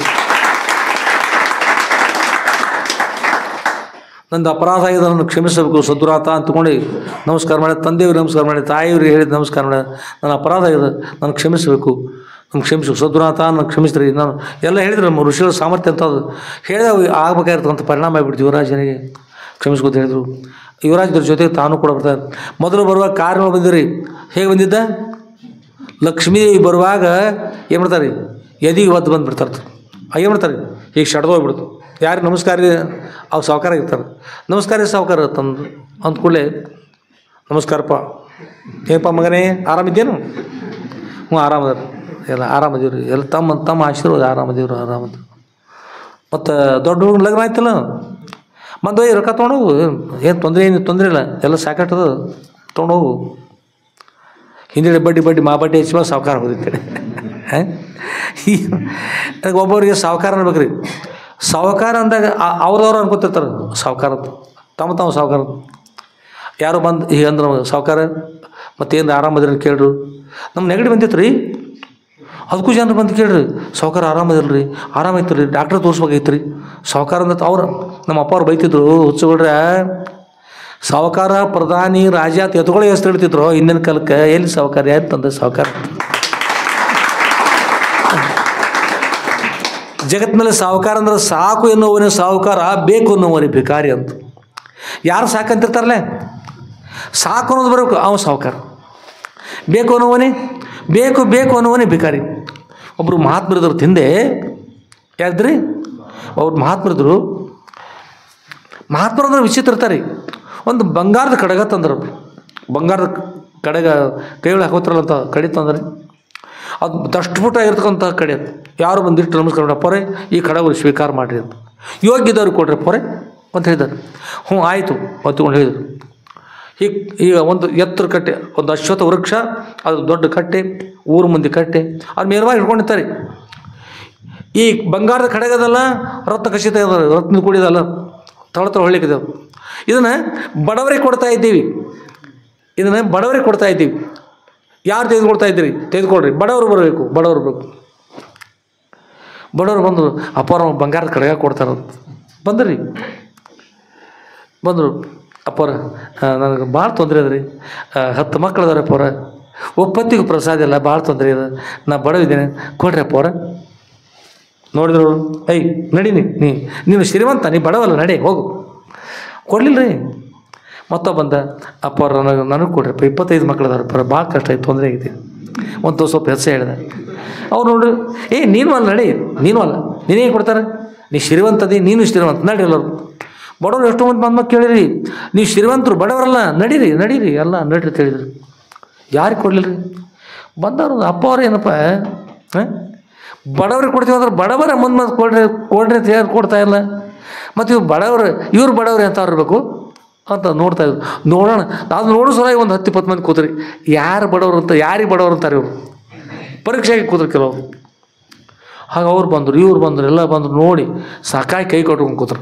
ಅವ್ರು ಬಡವ್ರು ಯಾವಾಗ ಬರ್ತಾರೆ ಕೈ ಕೊಟ್ಕೊಂಡು ಕೂತ್ರು. ಹೇಗೆ ಕೂತ್ರು ನೋಡಿದ್ರೆ ಕೈ ಕೊಟ್ಟು ಕೂತ್ರಿ. ಒಬ್ರು ಕೂತ್ಕೊಂಡು ಇವ್ರು ಯಾವಾಗ ಬರ್ತಾರಪ್ಪ, ಯಾವಾಗ ಬಂದಿರು ಕಡೆಗೆ ಕೊಡ್ತಾರೆ ನೋಡಿ ವಿಚಾರ ಮಾಡಿ ಒಬ್ಬರು ಕೊಡಬಹುದು ವಿಚಾರ ಮಾಡಿ ಮತ್ತು ಅವ್ರು ಕೊಡ್ಬೇಕಲ್ಲ. ಇವ್ರು ಕೈ ಹಿಡಿದ್ರೆ ಹಾಗೆ ಅವ್ರ ಕೈ ಸೋಲುವಲು ಬಲಶಾಲಿ ಅದ್ರ ಮಹಾತ್ಮ ಕೈ ಸೋಲುವಲು. ಬಂಗಾರದ ಕಡೆ ರತ್ನ ಖಚಿತ ಬಂಗಾರದ ಕಡೆ ಬಡವರಿಗೆ ಕೊಡುತ್ತೇವೆ, ಸುನಿಲಿಗೆ ಕೊಡುತ್ತೇವೆ. ಕೈ ಎತ್ಕೊಂಡೆ ಕೊಡ್ತೀವಿ ಅಂದ್ರೆ ಅವರು ಹೀಗೆ ಹಿಡ್ಕೊಂಡಿರ್ತಾರೆ. ಆಮೇಲೆ ಅವ್ನು ಕೊಡವಾರ ಯಾರಿಗೂ ಒಬ್ಬವ್ರು ಅಂದರು ಕೊಡ್ತೀವಿ ಅಂತಂದು ಅವರೇ ಇಟ್ಕೋತಾವ್ರು ನೋಡೋ ನಿನ್ನ. ಕೆಲವ್ರು ಹಾಗೂ ವಿಚಾರ ಮಾಡ್ರಿ. ಕೆಲವೊಬ್ರು ಅವ್ರು ಏನು ಮಾಡ್ತಾರೆ ಅದು ಕಡೆಗ ತೊಗೊಂಡು ಕೊಡಾಕ ತೊಗೊಂಡಾರವ್ರು ಮತ್ತು ಕೊಡವಲ್ರ ಅಂತ ನೋಡು. ಮಹಾತ್ಮರು ನಾವು ನೋಡೋದು ಬೇರೆ, ಮಹಾತ್ಮ ನೋಡೋದು ಬೇರೆ. ಕೆಲವೊಂದು ಕ್ಯಾಮ್ರಾ ಇರ್ತಾವಲ್ಲ, ಕೆಲವೊಂದು ಕ್ಯಾಮ್ರಾಗಳು ಲಗ್ನದಾಗ ಸಪ್ತಾಹ ತೆಗಿಯುವಂಥ ಕ್ಯಾಮ್ರಾ ಇರ್ತಾವೆ, ಹೊರಗಿನ ಮುಖ ಅದೆಲ್ಲ ತೆಗಿತಕ್ಕಂಥವು. ಕೆಲವೊಂದು ಮಿರಜ್ ದವಾಖಾನೆ ಹೋಗ್ರಿ ಒಳಗಿನ ತೆಗಿಯೋ ಕ್ಯಾಮ್ರಾ ಇರ್ತಾವೆ. ಎಲ್ಲೆಲ್ಲಿ ತೊಂದಿರ್ತಾವ್ರು ಒಳಗೆ ಗಂಟೆ ಇರ್ತಾವೆ, ಮತ್ತೇನಾಗಿರ್ತದೆ ಯಾವಲ್ಲಿ ಏನಾಗಿರುತ್ತೆ ತೆಗೆದುಕೊಂತ ಇರ್ತಾವೆ. ಮಹಾತ್ಮರ ಹತ್ರ ನೀವು ಹೊರಗಿನ ಕ್ಯಾಮ್ರಾ ನೋಡ್ತೀರ, ಅವ್ರ ಒಳಗಿನ ಕ್ಯಾಮ್ರಾ ಇರ್ತಾವೆ, ಒಳಗೆ ನೋಡ್ತಿರ್ತಾರೆ. ನಿಮಗೇನು ಗೊತ್ತಾಗತ್ತೆ ಕೂಡ್ರಿ ಮಾತ್ರ ಅಂತ ಇರ್ತಾರೆ. ಹಾಗೆ ಕೂತ್ರು. ಒಬ್ಬ ರಾಜ ಬಂದ, ಮಹಾತ್ಮರೇ ತಾವು ದೊಡ್ಡವರು ಮತ್ತು ಕಡಗವನ್ನು ಒಂದನ್ನು ಕೊಡಬೇಕು ಅಂತ. ಅವರು ಬನ್ನಿ ತೋಯ್ ಕಡೆಗೆ ತಗೋದು. ಇವು ಕೂತಾರು ಎದ್ದು ನಿಂತ್ರಿ. ಎದ್ದು ನಿಂತು ಕೈ ಮುದ ಅಪ್ಪರ ನಾವು ಕೂತ್ಕೊಂಡು 20 ತಾಸು ಆತಿಲ್ಲಿ. ಆಕಳಿಸ್ಕೋತ ಕೂತೀವಿ, ಎಲ್ಲ ಮಾಡಿದ್ವಿ, ಅಳಿಗಾಡಿದ್ವಿ, ಎಲ್ಲ ಮಾಡಿದ್ವಿ. ಹೇಳಲ್ದ ಕೊನೆ ನೀವು ಕೊಟ್ಟದ್ದು ಯಾರಿಗೆ? ಯಾರು ಕೊಡ್ತಾರ ನೋಡು ಸಲ ಕೂತಿದ್ರು ಮುದ್ದಮ್ಮ. ನೀವು ಕೊಟ್ಟದ್ದು ರಾಜನಿಗೆ ಹೇಳಿ ಕೇಳಿ ರಾಜನಿಗೆ ಅವನಿಗೆ ಕಡೆ ಕೊಟ್ಟು ಬಡವ್ರಿಗೆ ಕೊಟ್ಟಿದ್ದು ಉಪಯೋಗ ಆಕೈತೆ ರೀ. ಅಪ್ಪ ಏನು ಅಪ್ಪ ನೀವು ಒಟ್ಟು ಬಿಟ್ಟು ವಿಚಾರ ಮಾಡಿದ್ರು ಬಿಡ್ರಿ ಅಂತ ಅವರಂದರು. ನಿಮಗೇನು ತಿಳಿತದ? ನಾನು ಕೊಟ್ಟದ್ದು ಬಡವರಿಗೆ ಕೊಟ್ಟಿದ್ದೇನೆ, ಶ್ರೀಮಂತಿಗೆ ಕೊಟ್ಟಿಲ್ಲ. ಅವರೆಲ್ಲ ಶ್ರೀಮಂತರು. ನೀವು ಯಾರು ಬಡವರು ಇರ್ತೀರ ಅವರು ಶ್ರೀಮಂತರು, ಯಾರು ನೀವು ಶ್ರೀಮಂತ ಇರ್ತೀರ ಅವ್ರು ಬಡವರು. ಅವ್ರ ರಾಜ ಬಡವ. ಅಪ್ಪ ಅವ್ರು ಹೇಗೆ ಹೇಳ್ತೀರಿ ಅದು ಕೇಳಿದ್ರು. ಅವರಂದರು ಈ ರಾಜ ಇಷ್ಟು ದರಿದ್ರ ನಾನು ಭಾಳ ಬಡ್ತಾನಂತ ನನಗೆ. ಎಷ್ಟು ಎಕರೆ ಜೀವನ ಐತೆ ರಾಜ? ಅವ್ರಿಗೆ 25 ಲಕ್ಷ ಎಕರೆ ಜೀವನ ಅದ ರೀ. ಮತ್ತೇನು ಮಾಡ್ತಾ ಇದ್ದಾನೆ? ಈ ಒಂದು ವರ್ಷದಿಂದ ನೆರೆ ರಾಜ್ಯದ ದಾಳಿ ಮಾಡಿದ್ರಿ. ಯಾಕಂದ್ರೆ ಅವ್ರ ಜೀವನ ತೊಗೊಂಡು ಅವ್ರ ರಾಜ್ಯ ತೋರಿಸೋರಿ. ಮತ್ತು ಸಾಲಲ್ಲದ ಅಲ್ಲಿ ತನಕ ಯುದ್ಧ ಮಾಡೋಕೆ ಹೋಗಿ ಬಡವಂತೇಳಿ ಶ್ರೀಮಂತತೀವ್ರಿ. ಇಂಥ ರಾಜರು ಶ್ರೀಮಂತರು ತರ ನೋಡೋದು ದರಿದ್ರ ಸಿಮಿಕಲ್ ಕಿತ್ತು ಇನ್ನೊಬ್ಬರಲ್ಲ ತೊಗೊಳೋದು ಇಂಥವ್ರೆಲ್ಲ ಹೇಳಿ ಕೇಳಿ ಬಡವ್ರಿ ಇವರು. ಅಂಥ ಬಡವರಿಗೆ ಸಾಲುದಿಲ್ಲ ಸಲ ಅವ್ರು ಕೊಟ್ಟಾರಪ್ಪ. ನೀವೆಲ್ಲ ಶ್ರೀಮಂತರು, ನೀವೆಲ್ಲ ಬೆವರು ಸುರಿಸಿ ದುಡಿದು ಇದ್ರೊಳಗೆ ಸಂತೋಷಪಟ್ಟು ದೇವರಿಗೆ ನೈವೇದ್ಯ ಮಾಡಿ, ಗುರುಗಳಿಗೆ ನೈವೇದ್ಯ ಮಾಡಿ, ಹಳಸಿದ ಅಂಬಲಿನೂ ಭಗವಂತರು ಕೊಟ್ಟು ಎಲ್ಲ ಮಾಡ್ತಕ್ಕಂಥವ್ರಪ್ಪ. ನಿಮ್ಮ ಅಂಬಲಿ ಸಹಿತ ಭಗವಂತ ಕೊಡ್ತಾರೆ. ಶ್ರೀಮಂತರ ಮನೆ ಮಾತಾಡುವಾಗ ಅಂತಾರೆ, ಬಡವ್ರ ಮನೆ ಅಂತಾರೆ. ಅಲ್ಲೇನೋ ಬಡವರ ಮನೆ ಶಿವನ ಮನೆ. ಅಲ್ಲೇನದು ಯಾರ ಮನೆ? ಅದು ಬಡವರ ಮನೆ. ಯಾರ ಮನೆ? ಶಿವನ ಮನೆ. ಮತ್ತು ಶ್ರೀಮಂತರ ಮನೆ ಅಂತಾರೆ, ಶಿವನ ಮನೆ ಅಂತಾರೆ. ಅಲ್ಲಿ ಬೇರೆ ಮಾತಾಡ್ತಾರೆ. ಮುಸ್ರಿಗೈಲಿ ಕಾಯಿ ಹೊಡಿದಿಲ್ಲ ರಾಜ ಅಥವಾ ಸಾಹುಕಾರ ಇಲ್ರಿ, ಅನುಕೂಲ ಇರಾಕಿಲ್ಲ. ಏನು ರೀ ಇವತ್ತು ಊರಿ ಹತ್ತಿರ ಏತಾರೆ ವರ್ಷ ತನಕ ಸುಡ್ತದೆ ಬಿಡೋದು ಅಷ್ಟೆಲ್ಲ ಆತ್ರಿ. ಖರೆ ಮುಸ್ರಿಗೈಲಿ ಏನು ಹೊಡಿದಿಲ್ಲ ಕಾಯಿ. ಎಂಥ ಕುರ್ಪಣ್ರಿ, ಭಾಳ ಕೆಟ್ಟ ಜಿಪುಣ. ಎಂಥ ಜಿಪುಣ ಬಗ್ಗೆ ಒಂದು ವಿಷಯ ಬರ್ತದೆ, ಭಾಳ ಚಂದ ಹೋಗ್ತದೆ. ನಾಳೆ ಮತ್ತೆ ಅವ್ರಿಗೆ ನೋಡೋಂತ ಜಿಪುಣ ಬಗ್ಗೆ ಬರ್ದಿರಿ ನಾಳೆ ಚೀಟಿ. ಈಗ ಅದಕ್ಕೆ ಅವಕಾಶ ಇಲ್ಲ, ಸಮಯ ಇಲ್ಲ. ಆಗ ಅಂಥ ಕೆಟ್ಟ ಜಿಪುಣದ ಅಂತಕೊಂಡು ಹೇಳಿ ಏನು ಮಾಡ್ರಿ ಮಂದೆಲ್ಲ ಮಾತಾಡಿದ್ರು. ಇವತ್ತು ಉರಿ ಹತ್ತಿರ ಮನೆ ಭಾಳ ದೊಡ್ಡದವ್ರು. ಅದರಲ್ಲ ದೇವಿಯನ ಮನೆ. ಏನು ಮಾಡೋದು? ದಾನ ಇಲ್ಲ, ಧರ್ಮ ಇಲ್ಲ, ಪರೋಪಕಾರ ಇಲ್ಲ, ಏನೂ ಇಲ್ಲ. ಯಾವ ಮನೆ ಅದು? ಬಡವರ ಮನೆ. ಯಾವ ಮನೆ ಅಂದರು? ಶಿವನ ಮನೆ ಅಂದರು. ಮತ್ತು ಶ್ರೀಮಂತರ ಮನೆ ಏನಂದ್ರೆ ನಿಮ್ಮ ಗುರ್ತ ಎಲ್ಲರಿಗೂ. ಅದಕ್ಕೆ ಮಹಾತ್ಮರು ಆ ಬಂಗಾರ ಕಡೆ ಯಾರು ಕೊಟ್ರಿ? ಬಂಗಾರ ಕಡೆ ನೀವು ಪಕ್ಕ ಲಕ್ಷ ಕೊಟ್ಟಿಲ್ಲ, ಪಕ್ಕ ಲಕ್ಷ ಕೊಟ್ಟು ನೋಡ್ರಿ ಯಾರು ಕೊಟ್ರ ಬಂಗಾರ ಕಡೆಗೆ ಯಾರು ಕೊಟ್ರಿ? ರಾಜನ ಕೊಟ್ರು. ಬಂಗಾರ ಕಡೆಗೆ ರಾಜನಿಗೆ ಕೊಟ್ಟರು, ಬಡವ್ರಿಗೆ ಕೊಡಲೇ ಇಲ್ಲ. ಏನು ಮಾಡಿದ್ರಿ? ಮಹಾತ್ಮರಂದ್ರೆ ಹಂಗೆ ಇರ್ತಾರೆ. ಏನು ಮಾಡೋದು? ನಮ್ಗೆ ಹಾಳು ಅನ್ನಿಸ್ತು, ಅವ್ರಿಗೆ ಕೇಳಲಿಲ್ಲ, ನಮ್ಮದು ನಾವು ಹೇಳಿ ಕೇಳಿಲ್ಲ. ಇರಲಿ, ಮತ್ತೊಮ್ಮೆ ಯಾವಾಗ ತಂದ್ರಂದ್ರೆ ನೀವು ನೋಡಕ್ಯಾರಿ ಕೊಟ್ರಿ ಇಸ್ಕೊಳಕ್ರೆ, ಕೊಟ್ರಿ ಇಸ್ಕೊಳಕ್ರೆ, ನೀವು ಕೊಟ್ರಿ ಇಸ್ಕೊಳ್ರಿ, ಅನುಕೂಲ ಆಕೈತಿ ನಾವು, ಅನುಕೂಲ ಆದ್ಮೇಲೆ ಏನಂದ್ರಿ? ಎಲ್ಲಿ ಬಂದು ಮೂಲ ವಿಷಯ?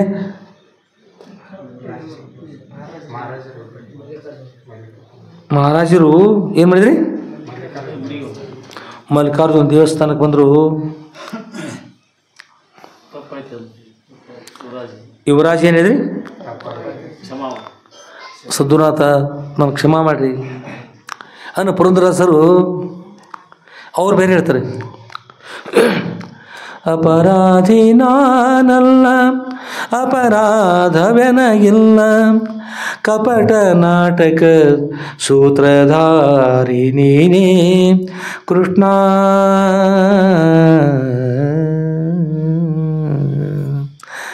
ಅಪರಾಧಿ ನಾನಲ್ಲ, ಅಪರಾಧವೆನಗಿಲ್ಲ, ಕಪಟ ನಾಟಕ ಸೂತ್ರಧಾರಿ ಕೃಷ್ಣ, ನೀನೇ ಇದಕ್ಕೆಲ್ಲ ಕಾರಣ ಅಂತ ಹೇಳ್ತಾರೆ.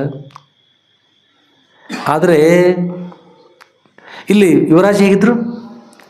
ಉದ್ದೇಶಪೂರ್ವಕವಾಗಿ ಅಪರಾಧವನ್ನು ಮಾಡಿದ್ದಾರೆ. ಈಗ ಅಪರಾಧ ಮಾಡಿದಗೋಸ್ಕರವಾಗಿ ಈಗ ಕ್ಷಮೆ ಕೂಡ ಕೇಳ್ಕೊಂಡು, ಸದ್ಗುರುನಾಥ ಇದು ಅಗಸ್ತ್ಯ ಮಾಮನಿಗಳು ಇಷ್ಟು ಸಾಮರ್ಥ್ಯ ಅದ, ಬೇರೆ ಬೇರೆ ಋಷಿಗಳು ಇಷ್ಟು ಸಾಮರ್ಥ್ಯ, ಸಗರ ಮಹಾರಾಜರು ಅಷ್ಟು ಸಾಮರ್ಥ್ಯ ಅದ. ತಮ್ಮ ಕೋಪಾಗ್ನಿ ತಪೋಗ್ನಿ ನನ್ನ ಮೇಲೆ ಬರಲಿಲ್ಲ, ನಮ್ಮ ರಾಜ್ಯದ ಮೇಲೆ ಬರಲಿಲ್ಲ, ನಮ್ಮ ತಾಯಿ ತಂದೆ ಮೇಲೆ ಬರಲಿಲ್ಲ, ಮರಳಿನ ಮೇಲೆ ಹೋಗಿ ಮಹಾಪ್ರಸಾದ ಆಯಿತು, ನಾನು ಕ್ಷಮಿಸಿರಿ, ಅಪರಾಧ ಆಯಿತು ಸದ್ಗುರುನಾಥ. ಅಲ್ಲಿಂದಲೇ ಯುವರಾಜ ಸಾಷ್ಟಾಂಗ ನಮಸ್ಕಾರ ಮಾಡಿದರು. ಎಲ್ಲಿಂದ? ಅರಮನೆಯಿಂದ ನಮಸ್ಕಾರ ಮಾಡಿದ.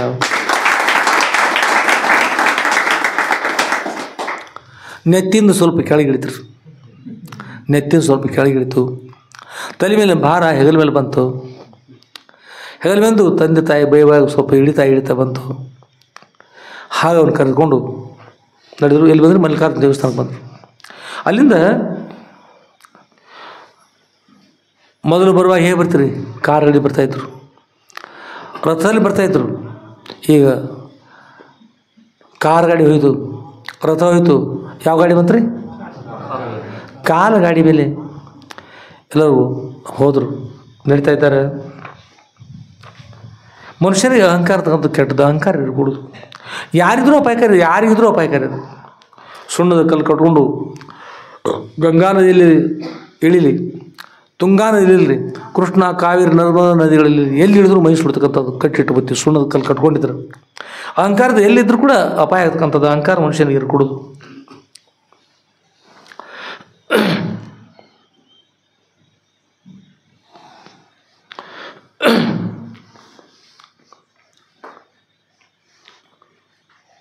ಈಗ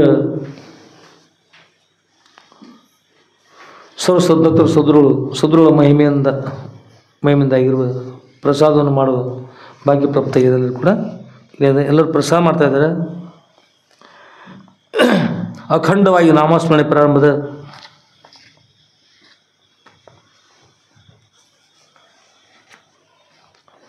ಈಗ ಮಹಾರಾಜರು ಮಲ್ಲಿಕಾರ್ಜುನ ದೇವಸ್ಥಾನ ದಯಮಾಡಿಸಿದರು.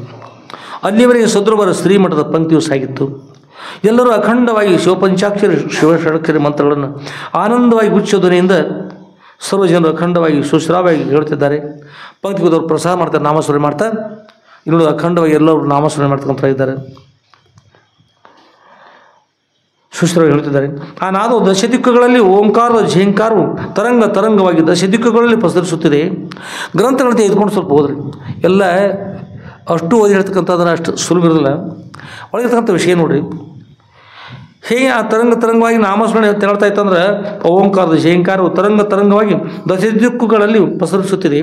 ರವಿಯ ರಶ್ಮಿ ಹಾಗೆ, ಚಂದ್ರನ ಶೀತಲದ ಪ್ರಕಾಶದ ಹಾಗೆ, ವಾಯುವಿನ ಚಲನೆ ಹಾಗೆ, ಅಗ್ನಿಯ ಶಿಖೆ ಹಾಗೆ, ಗಗನದ ಅವಕಾಶದ ಹಾಗೆ ಸಾಗುತ್ತಿದೆ.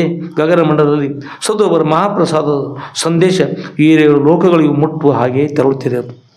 ಓಂಕಾರದ ಝೇಂಕಾರ ಏನು ಮಾಡಿದ್ದೆ ಆ ನಾಮಸ್ಮರಣೆ ಎಲ್ಲ ಕಡೆ 14 ಲೋಕಗಳಿಗೆ ಕೂಡ 7 ಭುವನಗಳಿಗೆ ಮುಟ್ತಕ್ಕಂಥ ರೀತಿಯಿಂದ ಈ ಸಮಾಚಾರ ಮರಳು ಮಹಾಪ್ರಸಾದ ಇರ್ತಕ್ಕೋ ಹೀಗೆ ನಾಮಸ್ಮರಣೆ ಮಾಡ್ತಕ್ಕಂಥದ್ದು ನಾಮಸ್ಮರಣೆ ಬಂದಿರ್ತಕ್ಕಂಥ ವರ್ಣನೆ ಇದು ಹೇಳಿದ್ರಿ. ಓಂಕಾರ ಝೇಂಕಾರವು ನೀವು ಗ್ರಂಥಗಳು ಓದಿ ನೋಡ್ರಿ ತಿಳಿಸಲು ಮತ್ತೊಮ್ಮೆ ಹೇಳ್ತಾ ಇದ್ದೀವಿ. ಈ ಓಂಕಾರದ ಝೇಂಕಾರವು ತರಂಗವಾಗಿ ದಶದಿಕ್ಕುಗಳಲ್ಲಿ ಪಸರಿಸುತ್ತಿದೆ. ರವಿಯ ರಶ್ಮಿ ಹೇಗಿರ್ತದೆ ಪ್ರಕಾಶ ಹೇಗೆ ರವಿಯ ರಶ್ಮಿ ಹಾಗೆ ಚಂದ್ರನ ಶೀತಲ ಪ್ರಕಾಶ ಬಂದ ಆನಂದ ನೀಡ್ತಲ್ಲ ಹಾಗೆ ಆನಂದ ನೀಡ್ತಕ್ಕಂಥ ಆಯಿತು ತೆರಳಿತು. ವಾಯುವಿನ ಚಲನೆ ಹೇಗೆ ವಾಯು ಅತ್ಯಂತ ವೇಗವಾಗಿ ಬೀಸ್ತಲ್ಲ ಹಾಗೆ ಅತ್ಯಂತ ವೇಗವಾಗಿ ಎರಡು ಕಡೆ ಸಾಗಿತು. ಅಗ್ನಿಯ ಶಿಖೆ ಹಾಗೆ ಅಗ್ನಿ ಜ್ವಾಲೆ ಇರ್ತಲ್ಲ ಅಗ್ನಿ ಶಿಖೆ ಇರ್ತ ಹಾಗೆ ಸಾಗಿತು. ಗಗನದ ಅವಕಾಶದಾಗಿ ಆಕಾಶ ಎಲ್ಲಕ್ಕೂ ಅವಕಾಶ ಕೊಡ್ತಾರೆ ಎಲ್ಲಕ್ಕೂ ಅವಕಾಶ ಕೊಡ್ತಾ ಮಹಾಮಂತ್ರ ಎಲ್ಲ ಕಡೆ ಸಾಗಿತು. ಸದ್ರವರ ಕೀರ್ತಿ ಎಲ್ಲ ಕಡೆ ಪಸರಿಸಿತು. ಸೌತಿ ಗಗನ ಮಂಡಲದಲ್ಲಿ ಶ್ರೀಗಳವರ ಮಹಾಪ್ರಸಾದದ ಸಂದೇಶ ಸದ್ಗುರು ಕೃಪಾಶೀರ್ವಾದ ಸದ್ಗುರು ನಾಮಸ್ಮರಣೆ ಸದ್ಗುರುವರ ಜೈವಶ ಇದು ಈ ಸಂದೇಶ 7 ಲೋಕಗಳಿಗೆ ಮುಟ್ಟುವ ಹಾಗೆ ತೆರಳಿತು. ಈರೇಳು ಅಂದರೆ 2 ಹೇಳಿ 14 ಈರತ್ತಂದ್ರೆ ಬಹುಶಃ ಯಾರು ಈರಪ್ಪ ನಮ್ಗೆ ಹೆಸರು ಇರಬೇಕು ಈರಾ ಬಾರೋ ತಂದ ಅದು ಏನದಿರಲಿ 7 ಅಂದರೆ 2 14 ಲೋಕಗಳಿಗೂ ಸಮಾಚಾರ ಮಾಡ್ತಕ್ಕಂಥ ರೀತಿಯಿಂದ ಸಾಗಿತು. ಪರಶಿವನ ಈಗ ಗ್ರಂಥವನ್ನು ನೀವು ಓದಿ ನೋಡಿದ್ರೆ ಒಳಗಿರ್ತಕ್ಕಂಥ ಒಂದು ಲೀಲೆಗಳನ್ನು ಹೇಗಿರ್ತದೆ ಅಂತಕ್ಕಂಥ ಸ್ವತಃ ಓದಿದ್ರೆ ಚೆನ್ನಾಗಿರ್ತದೆ. ಪರಶಿವನ ಸ್ವರೂಪರಾದ ಶ್ರೀ ಸಿದ್ಧಲಿಂಗೇಶ್ವರ ಸದ್ಗುರುಗಳ ಸಂದೇಶ ಅಂಥ ಸದ್ಗುರುವರ ಬಗ್ಗೆ ಚಿಂತಿಸುತ್ತೆ ಅಂಥ ಮಹಾಮಹಿಮರಾದ ಗುರುಗಳ ಜೊತೆಗೆ ಗೃಹದ್ರೋಹ ಎಸಗಿದನಲ್ಲ ಅಂತಕ್ಕಂಥ ಚಿಂತೆಯನ್ನು ಕೂಡಿ ಮಹಾರಾಜರು ಈ ನಮ್ಮ ಯುವರಾಜ ಅಂಥೇಳಿ ಭಾರವಾದ ಹೊರದೆಯಿಂದ ಮಹಾರಾಜರು ಕೂಡ್ತಾರೆ. ಅಷ್ಟೇ ಅಲ್ಲ ಮರಳನ್ನು ಮಹಾಪ್ರಸಾದಗೈಯುವಂಥ ಮಹಾಸದ್ರುಗಳಂಥ ಸದ್ರುಗಳು ನಮ್ಮ ರಾಜ್ಯದಲ್ಲಿರುವರು ಏನಿದ್ದಾರೆ ನಮ್ಮ ರಾಜ್ಯದಲ್ಲಿದ್ದಾರಂತ ಗುರು ಇದ್ದಾರೆ ಅಂತಕೊಂಡು ಸಂತೋಷ ಒಂದು ದೃಷ್ಟಿದು ಅಂಥವ್ರು ಅಪಚಾರ ಎಸಗಿದನಲ್ಲ ಅಂತ ತಮ್ಮ ಯುವರಾಜನಿಂದ ಮನಸ್ಸಿ ನೋವು ಕೂಡ ಇದು. ಎಷ್ಟು ಸಾಮರ್ಥ್ಯದರು ನಾವು ಯುವರಾಜನಿಗೆ ಶಾಪವನ್ನು ಕೊಡದೆ ಮರಳನ್ನು ಮಹಾಪ್ರಸಾದ ಮಾಡಿದರು. ಸರ್ವಸದ್ಭಕ್ತರಿಗೂ ಸದ್ರುಗಳವರ ಮಹಿಮೆಯಿಂದಾಗಿರುವ ಮಹಾಪ್ರಸಾದವನ್ನು ಮಾಡುವ ಭಾಗ್ಯ ಪ್ರಾಪ್ತವಾಯಿತು. ಇದ್ರ ಜೊತೆಗೆ ಮರಳಿನ ಮಹಾಪ್ರಸಾದ ಮಾಡ್ತಕ್ಕಂಥ ಸರ್ವರಿಗೂ ಕೂಡ ಭಾಗ್ಯ ಪ್ರಾಪ್ತ ಆಯಿತು. ಮರಳಿನ ಮಹಾಪ್ರಸಾದ ಮಾಡಿದರು ನಮಗೆ ಅನುಗ್ರಹ ಮಾಡಿದರು. ಆ ಕೋಪ ನಮ್ಮ ಮೇಲೆ ತರಲಿಲ್ಲಲ್ಲ ಗುರುಗಳು ಎಂಥ ಗುರುಗಳು ಅಂಥವ್ರು ನಮ್ಮ ರಾಜ್ಯದಲ್ಲಿದ್ದಾರೆ ಅಂದ್ಕೊಂಡು ಹೇಳಿ ಸಂತೋಷ ಆಗಿದೆ. ನಮಗೆ ಸಂತೋಷ ಆಗ್ತದೆ ನಮಗೆಲ್ಲರಿಗೂ ಅಂಥ ಗುರುಗಳು ನಾವು ಪಡೆದೀವಿ ಅಂತ ಸಂತೋಷ ಆಗ್ತದಲ್ರಿ. ಜಗತ್ತಿನ ವಿಚಾರ ಮಾಡಿದ್ರೆ ಎಷ್ಟು ಗುರುಗಳು ಸಿಗ್ತಾರೆ ಅಂಥವ್ರು ಅಂಥ ಮಹಾ ಸಾಮರ್ಥ್ಯಗಳಂಥ ಗುರು ನಾವು ಪಡೆದೀವಲ್ಲ. ಆದರೆ ಎಂಬ ಈ ವಾಕ್ಯ ಹೇಳ್ತದೆ ಅಷ್ಟು ಸರಿ ಇಲ್ಲ. ಆದರೆ ಎಂಬ ತನ್ನ ಅಜ್ಞಾನದ ಮೂಲಕವಾಗಿ ಸದ್ಗುರುಗಳನ್ನೇ ಪರೀಕ್ಷಿಸಿ ಅವರನ್ನು ಅವಮಾನ ಮಾಡಲು ಸಾಗಿದ ನಮ್ಮ ಯುವರಾಜನಿಗೆ ಈ ವಿಷಯ ಶೋಭೆ ತರುವಂಥದ್ದಲ್ಲ. ಮಹಾರಾಜ ಇರ್ತಾರೆ ಸದ್ಗುರುಗಳು ಒಂದು ವೇಳೆ ಕ್ರೋಧದಿಂದ ಕೂಡಿ ಶಾಪವನ್ನು ಕೊಟ್ಟಿದ್ದರೆ ಮದಗಜದ ಮುಂದಿರುವ ಹೇಗಾಯ್ತದಂದ್ರೆ ಜೀವನ ಇಲ್ಲಿ ಉದಾಹರಣೆ ಅಂತ ಬರ್ತವೆ. ಉಪಮಾ ಕಾಳಿದಾಸ ಸಸ್ಯ ಅಂತ ಬರ್ತದೆ. ಉಪಮಾ ಸಂಸ್ಕೃತದಲ್ಲಿ ಉಪಮಾ ಕಾಳಿದಾಸ ಸಸ್ಯ ಕಾಳಿದಾಸರು ಉಪಮಾ ಕೊಡಲಿಕ್ಕೆ ಅತ್ಯಂತ ಪ್ರಸಿದ್ಧ ಅಂತ ಹೇಳ್ತಾರೆ. ಸದ್ಗುರುಗಳ ಚರಿತ್ರೆಯಲ್ಲಿ ಕೂಡ ಉಪಮೆಗಳು ಬರ್ತಾವೆ. ಉಪಮೆ ಅಂದ್ರೆ ಹೋಲಿಕೆ ರೀ ಏನು ಹೇಗಿರ್ತದೆ ಅಂದ್ರೆ ಗುರುಗಳ ಮುಂದೆ ಗುರುಗಳ ಕ್ರೋಧದಿಂದ ಕೂಡಿ ಶಾಪವನ್ನು ಕೊಟ್ಟಿದ್ದರೆ ಹೇಗಿರ್ತದಂದ್ರೆ ಮದಗಜದ ಮುಂದಿರುವ ಕದಳಿ ವನದಂತೆ ಮದದಿಂದ ಕೂಡಿರ್ತಕ್ಕಂಥ ಆನೆಗಳ ಮುಂದೆ ಬಾಳೆವನ ಇದ್ರೆ ಹೇಗಿರ್ತದೆ ಹಾಗತ್ತ ನಮ್ಮ ಸ್ಥಿತಿ. ಅಗ್ನಿಯ ಮುಂದಿರುವ ಘೋರ ಅರಣ್ಯದಂತೆ ಅಗ್ನಿಯ ಮುಂದಿರ್ತಕ್ಕಂಥ ಘೋರ ಅರಣ್ಯ ಏನಂತ ಅಗ್ನಿ ಹೊತ್ಕೊಂಡಿದ್ರೆ ಧಾವಾನೆಲ್ಲ ಬಂದಿದ್ರೆ ಏನಂತದ್ದು ಹಾಗಾದಾಯಿತು. ಸಿಂಹದ ಎದುರಿಗಿರುವ ಅಳಲಿನಂತೆ ಸಿಂಹದ ಮುಂದಿರ್ತಕ್ಕಂಥ ಇಣಿಚಿರ್ತಾರೆ ಇಣಿಚಿ ಏನಾಗ್ಬೋದು ಅಳಿಲು ಹಾಗಾಯ್ತು. ನಮ್ಮ ವಂಶವೇ ನಿರ್ವಂಶವಾಗುತ್ತಿದ್ದಿತು. ಆದರೆ ಸದ್ರುಗಳು ಕರುಣಾಮಯರಲ್ಲವೇ ಗುರುಗಳು ಕರುಣಾಮಯರು. ಕರುಣ ಸತ್ತಲು ಕರುಣ ಅಂತಕ್ಕಂಥ ಶಬ್ದ ಮೊದಲನೇದು ಬಂದಿರತಕ್ಕಂಥ ಗುರುಗಳಲ್ಲಿ ಸದ್ಗುರುವರ ಕರುಣೆಯಿಂದ ಸಂತೋಷವಾಯಿತು. ಇಲ್ಲದಿದ್ದರೆ ಸರ್ವನಾಶವಾಗುತ್ತಿದ್ದು ಎಂದು ಚಿಂತಿಸುತ್ತಾ ಸದ್ಗುರುವರ ಸನ್ನಿಧಿಗೆ ತೆರೆದರು. ಸದ್ಗುರುವರ ಸನ್ನಿಧಿ ಹೇಳ್ತಾ ಇದ್ದಾರೆ. ಹೀಗೆ ಮಾತನಾಡುತ್ತಾ ಸಾಗಿರುವಾಗ 2-3 ಮೈಲುಗಳ ದಾರಿ ಹೇಗೆ ಸಾಗಿತೋ ತಿಳಿಲಿಲ್ಲ. ಗುರುಗಳ ಬಗ್ಗೆ ಚಿಂತನೆ ಮಾಡ್ತಾ ಹೋಗುವಾಗ ಇನ್ನು ಯಾವುದೂ ಗೊತ್ತಾಗಲಿಲ್ಲ ರೀ. ತಮ್ಮ ಬಗ್ಗೆ ಗುರುಗಳ ಮಹಿಮೆ ಬಗ್ಗೆ ವಿಚಾರ ಮಾಡ್ತಾ ಮಾಡ್ತಾ ಮಾಡ್ತಾ ಎಲ್ಲಿ ಹೋದ್ರಿ ಗುರುಗಳ ಸನ್ನಿಧಿ ಮಠಕ್ಕೆ ಹೋದರು. ಸದ್ಗುರುವರ ಸನ್ನಿಧಿಗೆ ಆಗಮಿಸಿದರು. ಅಪಾರವಾದ ಜನಸಂದಣಿಯ ನಡುವೆಯೂ ಅಪಾರವಾದ ಜನಸಂದಣಿ ಇಷ್ಟ ಜನ ತಲೆ ಬರೀ ಪಂಕ್ತಿನ 2-3 ಕಿಲೋಮೀಟರ್ ಪರ್ಯಂತ ಕೂತಂದ್ರೆ ಬಂದು ಅಲ್ಲಿ ಎಷ್ಟು ಜನ ಇರಬಾರ್ದು ಅಂಥ ಅಪಾರವಾದ ಜನಸಂದಣಿಯ ನಡುವೆಯೂ ಸದ್ಗುರುವರ ದರ್ಶನವಾದರು. ಅಂಥವ್ರ ಮಧ್ಯದಲ್ಲಿ ಮಹಾರಾಜರು ಬಂದಿರ್ತ ಬಂದವ್ರಿಗೆ ವಿಶೇಷದವ್ರಿಗೆ ಸ್ವಲ್ಪ ದಾರಿ ಕೂಡ ಮಾಡಿಕೊಡ್ತಿರ್ತಾರೆ. ಅಂಥ ಮಧ್ಯದಲ್ಲಿ ದರ್ಶನವಾದರು. ಮಹಾರಾಜರು ಸದ್ಗುರುವರ ಪ್ರೇಮಕ್ಕೆ ಪಾತ್ರರಾದವರು. ಮಹಾರಾಜರು ಮೊದಲೇ ಸದ್ಗುರುವರ ಪ್ರೇಮಕ್ಕೆ ಪಾತ್ರ ಆಗಿರ್ತಕ್ಕಂಥ ರಾಜರಿದ್ದರು. ಅವ್ರಿಗೆ ಅವಕಾಶ ಸಿಕ್ತು. ಸದ್ಗುರು ಬನ್ನಿ ಅಣ್ಣ ಸಾಹೇಬ ಮಹಾರಾಜರೇ ಬನ್ನಿ, ಎಲ್ಲರೂ ಕುಳಿತುಕೊಳ್ಳಿರಿ, ಎಲ್ಲರೂ ಕುಶಲವಷ್ಟೇ, ಪ್ರಸಾದ ಮಾಡಿರಿ ಎಂದು ಸದ್ಗುರು ತಿಳಿದು, ಎಲ್ಲರೂ ಆರಾಮಾಗಿದ್ದರೆ ಮೊದಲು ಪ್ರಸಾದ ಮಾಡಿ. ಮೊದಲು ಗುರುಸ್ಥಾನಕ್ಕೆ ಬಂದ ಮೊದಲು ಪ್ರಸಾದ ಆನಂತರ ಹಸಿದ ಹೊಟ್ಟೆಗೆ ವೇದಾಂತರು ಹೇಳಿದರೆ ನಡೆಯೋದಿಲ್ಲ, ಈ ಬಹುಶಃ ನೀವು ಹಸಿದಿರಬೇಕು, ಬಿಟ್ಟು ಉಳಿದು ನಾಳೆ ಹೇಳೋಣ್ರಿ. ಇಲ್ಲ ನೆನಪದ್ರೆ ಪ್ರಸಾದ ಹಸಿವಾಗ್ಯದ ಯಾರಿಗಾರ ಆಗಿಲ್ಲ? ಆಗಿದ್ರೆ ಮತ್ತೆ ಬಿಟ್ಬಿಡು, ಜೈವಷ್ಟು ಮಾಡಿಬಿಡು, ಮತ್ತು ನಾಳೆ ನಡೆಸು. ಆಗ್ಯದ ಆಗಿಲ್ಲ ನಿಮಗಮ್ಮ? ಇಲ್ಲರಿ ವಿಷಯ ನಾವು ಸನ್ಯಾಸಿ ಹೇಳ್ರಿ, ನಾವು ಹೇಳ್ಕೋತ ಕೂತೀವಿ ನೀವೆಲ್ಲ ಮತ್ತೆ ಗದ್ದಲಾಗ್ತವೆ ನೋಡ್ರಿ. ಹೇಳೋಣ್ರಿ. ಸದ್ಗುರು ಬನ್ನಿ ಸಾಹೇಬ ಮಹಾರಾಜರೇ ಬನ್ನಿ, ಕುಳಿತುಕೊಳ್ಳಿರಿ, ಎಲ್ಲರೂ ಕುಳಿತುಕೊಳ್ಳಿರಿ, ಎಲ್ಲರೂ ಕುಶಲವಷ್ಟೇ, ಪ್ರಸಾದ ಮಾಡಿರಿ ಎಂದು ಸದ್ಗುರು ಹೇಳಿದರು. ಅಣ್ಣಾ ಸಾಹೇಬ್ ಮಹಾರಾಜರು ಸದ್ಗುರುವರೇ ತಮ್ಮ ದಿವ್ಯ ಅನುಗ್ರಹದಿಂದ ಎಲ್ಲರೂ ಕುಶಲವಾಗಿದ್ದೇವೆ. ಆದರೆ ಸದ್ಗುರುವೇ ಈ ನಮ್ಮ ಯುವರಾಜ ತಮ್ಮ ಕ್ಷೇತ್ರದಲ್ಲಿ ಪಾದರಕ್ಷೆಯನ್ನು ಹಾಕಿಕೊಂಡು ಬಂತು. ಶಿವಲಿಂಗ, ನಂದಿ ಮೂರ್ತಿ, ಬಿಲ್ವನದ ಶ್ರೀ ಆಂಜನೇಯ ಮೂರ್ತಿಗಳ ಸ್ಥಾನದಲ್ಲಿ ಪಾದರಕ್ಷೆಯನ್ನು ಧರಿಸಿಕೊಂಡು ಬಂದು ಅಪರಾಧ ಮಾಡಿದ್ದಾನೆ. ಅಷ್ಟೇ ಅಲ್ಲದೆ ತಾಯಿ ಹೇಳಿದರೂ ಕ್ಷಮೆಯನ್ನು ಕೇಳದೆ ಹಾಗೆ ಬಂದಿದ್ದಾನಂತೆ. ಅಷ್ಟೇ ಅಲ್ಲದೆ ತಾನು ಮಾಡಿದ್ದೇ ಸರಿ ಎಂದು ಭಾವಿಸಿ ತನಗೆ ತಾನು ಏನು ಮಾಡುತ್ತಿದ್ದೇನೆ ಎಂಬುದರ ಅರಿವು ಇಲ್ಲದೆ ತಮಗೆ ಅವಮಾನ ಮಾಡಲು 8 ಗ್ರಾಮದ ಜನರಿಗೂ ಸಪ್ತಾಹವಿಲ್ಲದ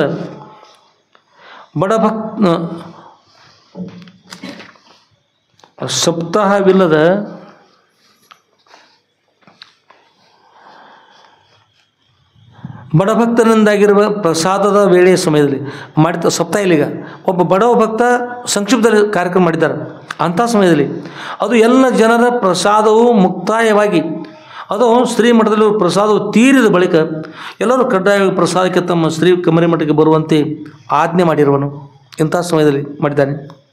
ಈ ವಿಷಯ ಅರಮನೆಗೆ ಯಾರಿಗೂ ತಿಳಿಯದಂತೆ ಕೆಲವು ತನ್ನ ಆಜ್ಞೆಯನ್ನು ಪಾಲಿಸುವಂಥ ಸೇವಕರನ್ನು ಕರೆದು ಅವರಿಗೆ ಹೇಳಿ ಇಷ್ಟೆಲ್ಲ ಅನಾಹುತವಾಗುವಂತೆ ಮಾಡಿರುವನು. ತಮಗೂ ಯಾವ ಮುನ್ಸೂಚನೆಯನ್ನು ಬರದಂತೆ ನೋಡಿಕೊಂಡಿದ್ದಾನೆ. ಹೀಗೆ ಮಹಾಪರಾಧವನ್ನು ಮಾಡಿ ತಮಗೆ ಈ ಕಷ್ಟವನ್ನು ಕೊಟ್ಟಿರುವನು. ತಮ್ಮಲ್ಲಿರುವ ಅಗಾಧವಾದ ತಪಸ್ಸಿನ ಪ್ರಭಾವದಿಂದ ಮರಳನ್ನೇ ಮಹಾಪ್ರಸಾದವನ್ನು ಮಾಡಿ ಸಿದ್ಧಗೊಳಿಸಿ ಪ್ರಸಾದಕ್ಕೆ ಕುಳಿತಿರುವವರಿಗೆ ಪ್ರಸಾದ ಮಾಡಿಸಿದ್ದೀರಿ ಸದ್ಗುರುಗಳೇ. ಪ್ರಸಾದ ಮಾಡಲು ಕುಳಿತಿರುವವರನ್ನು ಪ್ರಸಾದ ಮಾಡಿಸದೆ ಹಾಗೆ ಕಳುಹಿಸಬಾರದು, ಪಂಕ್ತಿಯಿಂದ ಇಲ್ಲವೆಂದು ಕಳಿಸುವುದು ಎಂದು ಕಳಿಸಿಕೊಡುವುದು ಎಂದು ತಮ್ಮಲ್ಲಿರುವ ಮಹಾ ತಪಸ್ಸಿನ ಬಲದಿಂದ ತಾವು ಮರಳನ್ನೇ ಪಕ್ವ ಮಾಡಿ ಪ್ರಸಾದ ಮಾಡಿ ಸಿದ್ಧಪಡಿಸಿ 8 ಗ್ರಾಮಗಳ ಜನರಿಗೆ ಪ್ರಸಾದ ಮಾಡಿಸಿರುವಿರಿ. ಪ್ರಸಾದ ಮಾಡುವ ಅನ್ನದಲ್ಲಿ ಒಂದು ಮರಳಿನ ಕಣ ಬಂದರೆ ಸ್ವೀಕರಿಸಲಾರರು. ಸಂಪೂರ್ಣವಾಗಿ ಮರಳೆಲ್ಲವೂ ಮಹಾಪ್ರಸಾದವಾಯಿತು. ತಮ್ಮ ತಪಸ್ಸಿಗೂ ತಮ್ಮ ಕರುಣೆಗೂ ತಮ್ಮ ಕ್ಷಮಾಗುಣಕ್ಕೂ ಈ ಜಗತ್ತಿನಲ್ಲಿ ಸರಿ ಉಂಟೆ? ಸದ್ಗುರುನಾಥ, ತಮ್ಮಂಥ ಕರುಣಾಮಯರು ಯಾರುಂಟು ಈ ಜಗತ್ತಿನಲ್ಲಿ? ಸದ್ಗುರುನಾಥ, ತಾವು ಎಷ್ಟು ಕರುಣಾಮಯರು ಎಂಬುದಕ್ಕೆ ಈಗಿನ ಈ ಘಟನೆಯ ಸಾಕ್ಷಿ. ಇಂಥ ವಿಷಯದಲ್ಲಿ ಅಷ್ಟೇ ಅಲ್ಲ ಸದ್ಗುರುನಾಥ, ಪೂರ್ವದಲ್ಲಿ ಸಪ್ತ ಋಷಿಗಳನ್ನು ಅವಮಾನ ಮಾಡಿ ಅವರ ಶಾಪಕ್ಕೆ ಗುರಿಯಾಗಿ ತಮ್ಮ ವಂಶವನ್ನೇ ಹಾಳು ಮಾಡಿದ ಶ್ರೀಕೃಷ್ಣ ಭಗವಂತನ ಮಗನಾದ ಸಾಂಬನೆಂಬುವನಿಂದ ಶ್ರೀಕೃಷ್ಣ ಭಗವಂತನ ವಂಶ ವೃಷ್ಣವೇ ನಾಶವಾಗಿ ಹೋಯಿತು. ಯಾರ ಮಗನಿಂದ್ರಿ? ಪ್ರಸಿದ್ಧ ಶ್ರೀಕೃಷ್ಣ ಭಗವಂತನ ಮಗ ಸಾಂಬ ಸಪ್ತ ಋಷಿಗಳ ಶಾಪ ಪಡೆದುಕೊಂಡು ನಿನ್ನ ವಂಶ ನಿರ್ವಂಶವಾಗಿ ಶಾಪ ಕೊಟ್ಬಿಟ್ರು. ತಾವು ಕರುಣಾಮಯರು ಸದ್ಗುರುನಾಥ, ನಮಗೆ ತಾವು ಶಾಪವನ್ನು ಕೊಟ್ಟು ಭಸ್ಮ ಮಾಡುವುದನ್ನು ಬಿಟ್ಟು ಕರುಣೆಯಿಂದ ನಮ್ಮನ್ನು ರಕ್ಷಿಸಿದಿರಿ. ತಮ್ಮ ತಪೋ ಜ್ವಾಲೆಯಿಂದ ಮರಳು ಪಕ್ವಗೊಂಡು ಮಹಾಪ್ರಸಾದವಾಯಿತು. ಅತ್ಯಂತ ಉಷ್ಣವಾದ ಲಾವಾರಸದಲ್ಲಿ ಸೇರಿದರೆ ಮರಳು ಕರಗಿಸಬಹುದು, ಆದರೆ ಅದು ಅನ್ನರೂಪವಾದ ಮಹಾಪ್ರಸಾದವಾಗಲಾರದು. ಅಂಥ ಮರಳನ್ನು ಮಹಾಪ್ರಸಾದವನ್ನು ಗೈದು ದೇವಲೋಕದ ಅಮೃತವನ್ನು ಮೀರಿಸಿದ ತಮ್ಮ ಅನುಗ್ರಹದ ಮಹಾಪ್ರಸಾದವನ್ನು ಕರುಣಿಸಿದ ಮಹಾಸದ್ರುಗಳು ತಾವು. ಸದ್ಗುರುನಾಥ, ತಾವು ಯಾವ ಶ್ರುತಿಯು ತಮ್ಮನ್ನು ಕುರಿತು ಪರೀಕ್ಷೆ ಲೋಕಾನ್ ಕರ್ಮಚಿತಾನ್ ಬ್ರಹ್ಮಣೋ ನಿರ್ವೇದ ಮಾಯಾ ನಾಶ್ಚಕೃತ ಕೃತೇನ ತದ್ವಿಜ್ಞಾನಾರ್ಥಂ ಸಗುರುಮೇವಾಭಿಗಚ್ಚತ್ ಸಮಿತ್ಪಾಣಿ ಶಿರೋತ್ರಯಂ ಬ್ರಹ್ಮನಿಷ್ಠಂ ಎಂದು ಮುಂಡಕೋಪನಿಷತ್ತು ಹೇಳಿದೆವು. ಅಂಥ ಸದ್ಗುರುಗಳು ತಾವು ಮುಂಡಕೋಪನಿಷತ್ತು ಯಾರನ್ನ ಕುರಿತು ವರ್ಣನೆ ಮಾಡಿಲ್ಲ, ಆ ವರ್ಣನೆ ಯಾರನ್ನಲ್ಲ ತಮ್ಮನೇ ಕುರಿತು ಮಾಡ್ತಕ್ಕಂಥದ್ದು. ಅಂಥ ಶಕ್ತಿಗಳಂತ ಗುರುಳ್ತಾವು, ಅಂಥ ಸದ್ರುಳ್ತಾವು. ಬ್ರಾಹ್ಮಣರು ಕರ್ಮಕೃತವಾದ ಲೋಕಗಳನ್ನು ಪರೀಕ್ಷಿಸಿ ಕೃತದಿಂದ ಆಗುವುದಿಲ್ಲ ಎಂದು ವೈರಾಗ್ಯವನ್ನು ಹೊಂದಬೇಕು. ಅದನ್ನು ತಿಳಿಯುವುದಕ್ಕಾಗಿ ಅವನು ಸಮಿತಗಳು ಕಂತೆಯನ್ನು ಕೈ ಹಿಡಿದುಕೊಂಡು ಶ್ರೋತ್ರಿಯ ಬ್ರಹ್ಮ ಆದ ಸದ್ರುಳನ್ನು ಹೊಂದಬೇಕೆಂದು ಯಾವ ಮುಂಡಕು ಶ್ರುತಿ ಹೇಳುವುದೋ ಅಂಥ ಸರ್ವರು ಉದ್ಧಾರಕರಾದ ಪರಬ್ರಹ್ಮ ಸ್ವರೂಪರಾದ ತಮ್ಮ ಶ್ರೀಪಾದಕಮಲಗಳಲ್ಲಿ ಶರಣಾಗತನಾಗಿ ಉದ್ಧಾರವಾಗುವುದನ್ನು ಬಿಟ್ಟು ಸದ್ರುಳಾದ ತಮ್ಮ ಸನ್ನಿಧಿಯಲ್ಲಿ ಅಪರಾಧವನ್ನು ಮಾಡಿದ್ದಾರೆ. ಈ ಕುಮಾರ ಕ್ಷಮಿಸಿರಿ ಸದ್ಗುರುನಾಥ, ಮಹಾಸದ್ರುಳಾದ ತಾವು ನಮ್ಮ ಯುವರಾಜನನ್ನು ರಕ್ಷಿಸಿರಿ ಎಂದು ಪ್ರಾರ್ಥನೆ ಮಾಡಿ ಸದ್ರುಗಳು ದಿವ್ಯ ಪಾದಕಗಳಲ್ಲಿ ಸಾಷ್ಟಾಂಗ ಪ್ರಣಾಮ ಮಾಡಿ ಪ್ರಾರ್ಥಿಸಿದರು. ಆದರೆ ಸದ್ರುಗಳು ಕರುಣಾಮಯರಿರುವರು. ಆದ್ಮೇಲೆ ಗ್ರಂಥವನ್ನು ತೆಗೆದುಕೊಂಡು ಓದುವಾಗ ಏನೋ ಓದ್ತಾ ಇದ್ದಿಲ್ಲ, ಗ್ರಂಥ ಓದ್ಬೇಕಾದ್ರೆ ಒಂದು ಶೈಲಿ ಇರ್ತದೆ ರೀ. ಇದನ್ನು ಓದುವಾಗ ಏನು ಸರ್ ಸರಿ ಅನಿಸ್ತದೆ? ಓದೋ ಒಂದು ಶೈಲಿ ಇರ್ತದೆ. ಆ ಶೈಲಿಯಲ್ಲಿ ಆರು ರಸದಲ್ಲಿ, ಆ ಭಕ್ತಿ ರಸದಲ್ಲಿ ಅದನ್ನು ಓದಬೇಕು. ಅಲ್ಲಿರ್ತಕ್ಕಂಥ ನವರಸಗಳು ಇರ್ತವೆ ಗ್ರಂಥದಲ್ಲಿ. ಒಂದು ಬೇರೆ 9 ರಸ ಅಂತ ಹೇಳ್ತಾರೆ. ನವರಸಗಳು ಈ ಗ್ರಂಥದಲ್ಲಿ ಎಲ್ಲ ಅದ ಆ ಪ್ರಕಾರವಾಗಿ ಓದಿರೋ ಇರ್ತಕ್ಕಂಥದ್ದು ವಿಶೇಷವಾಗಿರ್ತಕ್ಕಂಥದ್ದು ಇರ್ತದೆ. ಅದೇ ಪ್ರಕಾರ ಓದ್ರಿ, ನೀವು ಆಗಿರ್ತಕ್ಕಂಥ ಘಟನೆಗಳು ಮುಂದೆ ಬರ್ತಾವೆ. ರಕ್ಷಣೆ ಪ್ರಾರ್ಥನೆ ಮಾಡಿ ಸದ್ರುಗಳು ದೇವಿ ಪಾದಕಗಳಲ್ಲಿ ಸಾಷ್ಟಾಂಗ ಪ್ರಣಾಮ ಮಾಡಿ ಪ್ರಾರ್ಥಿಸಿದರು. ಅದು ಸದ್ರುಗಳು ಕರುಣಾಮಯರಿರುವರು. ಆ ಸದ್ರುಗಳು ಮಹಾರಾಜರೇ, ಈ ನಿಮ್ಮ ಯುವರಾಜನು ಯಾವಾಗ ಅರಮನೆಯಲ್ಲಿ ನನ್ನಿಂದ ಅಪರಾಧವಾಗಿದೆಂದು ಪಶ್ಚಾತ್ತಾಪ ಪಟ್ಟಿದ್ದಾನೆಯೋ ಆಗಲೇ ನಾವು ಅವನನ್ನು ಕ್ಷಮಿಸಿದ್ದೇವೆ. ಈಗಲ್ಲ, ನೀವು ಚಿಂತೆ ಮಾಡಬೇಡ್ದು ಎಂದು ಹೇಳಿದರು. ಕ್ಷಮಾದಾನಂ ಕ್ಷಮಾ ಸತ್ಯಂ ಕ್ಷಮಾ ಯಜ್ಞಶ್ಯ ಪುತ್ರಿಕಾ ಕ್ಷಮಾಯಶ ಕ್ಷಮಾಧರ್ಮ ಕ್ಷಮೆಯ ಅಧಿಷ್ಠಿತಂ ಜಗತ್ತು. ಇಲ್ಲಿ ಕ್ಷಮಾದಾನಂ, ದಾನದಲ್ಲಿ ಯಾವ್ದು ಸರಿಟ್ರಿ?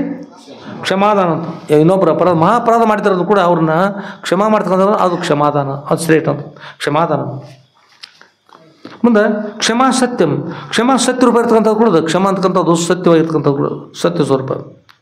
ಕ್ಷಮಾ ಯಜ್ಞಗಳಲ್ಲಿ ಕ್ಷಮಾ ಅಂತಕ್ಕಂಥದ್ದು ಒಂದು ಯಜ್ಞ, ಅದು ಕ್ಷಮ ಇದ್ದವ್ರಿಗೆ ಅದು ಯಜ್ಞ ಕೂಡ ಅಂತದ್ದು ಯಜ್ಞಶ್ಯ, ಅದು ಕ್ಷಮ ಯಜ್ಞಶ್ಯ ಪುತ್ರಿಕಾ. ಕ್ಷಮ ಅನ್ನೋದು ಯಜ್ಞನ ಅನೇಕ ಯಜ್ಞಗಳು ಮಾಡ್ತಾರೆ, ಯಜ್ಞಗಳ ಪುತ್ರ ಇರ್ತಕ್ಕಂಥದ್ದು ಕ್ಷಮ ಅಂತಂದ್ರೆ ಕ್ಷಮಾಗುಣ ಅಂತಕ್ಕಂಥದ್ದು ಅವಶ್ಯ ಬೇಕು. ಅದು ಸ್ತ್ರೀಲಿಂಗದಲ್ಲಿ ಕ್ಷಮ ಅಂತಂದ್ರೆ ಆಕಾರ ಬಂದ್ರೇನು? ಬಹುಶಃ ಯಾರು ಹೆಸರು ಇನ್ನೂ ಇಟ್ಟಿರಕ್ಕಿಲ್ಲ, ಆ ಹೆಸರು ಇಡೋದಿಲ್ಲ. ಈಗ ಬೇರೆ ಇಡ್ಬೋದು, ಇನ್ನು ಇಡ್ಬೋದು. ಯಾರು?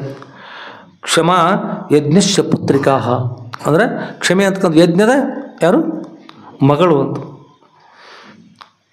ಕ್ಷಮಾ ಯಶ, ಮಕ್ಕಳಿಗೆ ಹೆಸರು ಇಡ್ತಾರೆ ಎಂತ ಯಶ ಅಂತ. ಯಶ ಅಂದ್ರೆ ಯಶಸ್ವಿ ಮೋಕ್ಷ ಸ್ವರೂಪ ಅಂತ ಕೊಡೋದು.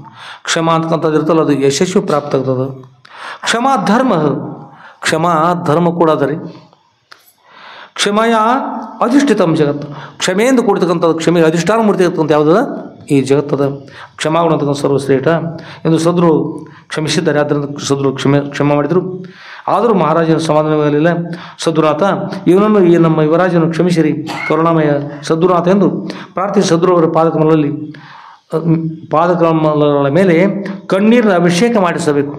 ಅಭಿಷೇಕ ಮಾಡಿದರು, ಕಣ್ಣೀರಿನ ಅಭಿಷೇಕ ಮಾಡಿ ಕ್ಷಮಿಸಬೇಕು ಅಂತ ಪ್ರಾರ್ಥನೆ ಮಾಡಿದರು. ಸದ್ರು ಅವರ ಪಾದಕಮಲಗಳ ಮೇಲೆ ಮತಿಮಂದ ಯುವರಾಜನು ಗತಿಶೂನ್ಯವಾಗದಂತೆ ಅನುಗ್ರಹಿಸಬೇಕು ಸದ್ಗುರುನಾಥ ಎಂದು ಪ್ರಾರ್ಥಿಸಿದನು. ಇಲ್ಲಿ ಮಾತನಾಡ್ತಾರೆ, ದೇಶಕೋತ್ತಮನಿನ್ನ ಕರುಣದಿಂದ ಆನ ಅಖಿಳ ಪಾತಕವಿಲ್ಲದೆ ಪಾಶವಿಲ್ಲದ ಪರಬ್ರಹ್ಮವಾದೆ ಅಂತ.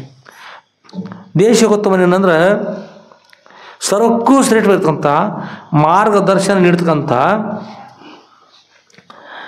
ತಮ್ಮ ಕರುಣೆಯಿಂದ ಆನು ಅಂದ್ರೆ ನಾನು, ಅಖಿಳ ಅಂದ್ರೆ ಎಲ್ಲ ಪಾಶವಿಲ್ಲದೆ, ಮಾಯಾಪಾಶ ಮಲಪಾಶ ಕರ್ಮ ಪಾಶಗಳಿಲ್ಲದೆ ಅಖಿಳ ಪಾಶವಿಲ್ಲದ ಪರಬ್ರಹ್ಮವಾದೆ ನಾನು, ತಮ್ಮ ಅನುಗ್ರಹ ನಾನು ಪರಬ್ರಹ್ಮವಾದೆ ನಾನು ಸದ್ಗುರುನಾಥ, ಅಂಥ ಶಕ್ತಿ ತಮ್ಮಲ್ಲಿ ಅಂತಕೊಂಡು ಹೇಳ್ತಾರೆ.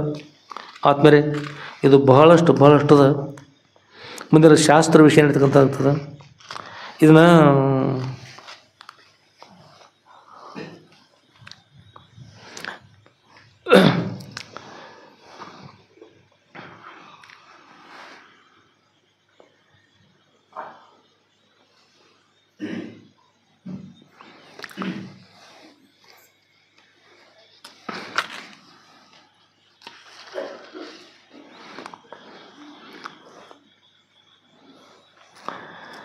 ಸರ್ವಶ್ರೇಷ್ಠವಿರುವಂಥ ಹಾಗೂ ನಮ್ಮ ಯಥಾರ್ಥವಿರುವಂಥ ಮಾರ್ಗನಿರ್ದೇಶಕರಾಗಿರುವಂಥ ಸದ್ಗುರುನಾಥ ತಮ್ಮ ದಿವ್ಯ ಕರುಣೆಯಿಂದ ಯಾವ ಪಾಶಗಳಿಲ್ಲದ ಪರಬ್ರಹ್ಮವಾಗಿದ್ದೇನೆ ಎಂದು ತಮ್ಮ ದಿವ್ಯ ಕರುಣೆಯೆಂದು ಶಿಷ್ಯ ತಮ್ಮ ಸದ್ಗುರುವರ ಮಹೋಪಕಾರವನ್ನು ಸ್ಮರಿಸಿದ್ದಾರೆ.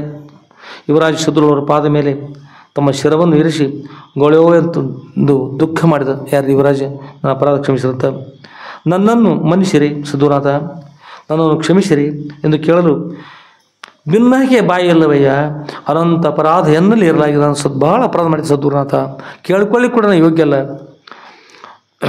ಎಂದು ಸಂತರು ಹೇಳಿದ ಹಾಗೆ ನನ್ನನ್ನು ಕ್ಷಮಿಸಿರಿ ಎಂದು ತಮ್ಮನ್ನು ಕೇಳಲು ಬಾಯಿ ಇಲ್ಲ ಸದ್ಗುರುನಾಥ, ನಮ್ಮನ್ನು ರಕ್ಷಿಸಿರಿ. ಇಷ್ಟು ಅಪರಾಧ ಮಾಡಿದ್ದನ್ನು ನೋಡಿದರೆ ನಾನೇ ಮೊದಲು ತಮ್ಮ ಕ್ರೋಧಕ್ಕೆ ಬಲಿಯಾಗಿ ಕೋಪಾಗ್ನಿಯಲ್ಲಿ ಸುಟ್ಟು ಭಸ್ಮಾಗುತ್ತಿದ್ದೆ. ಆದರೂ ಕರುಣಾಮಯ ಇರುತ್ತಾವು ಸದ್ಗುರುನಾಥ.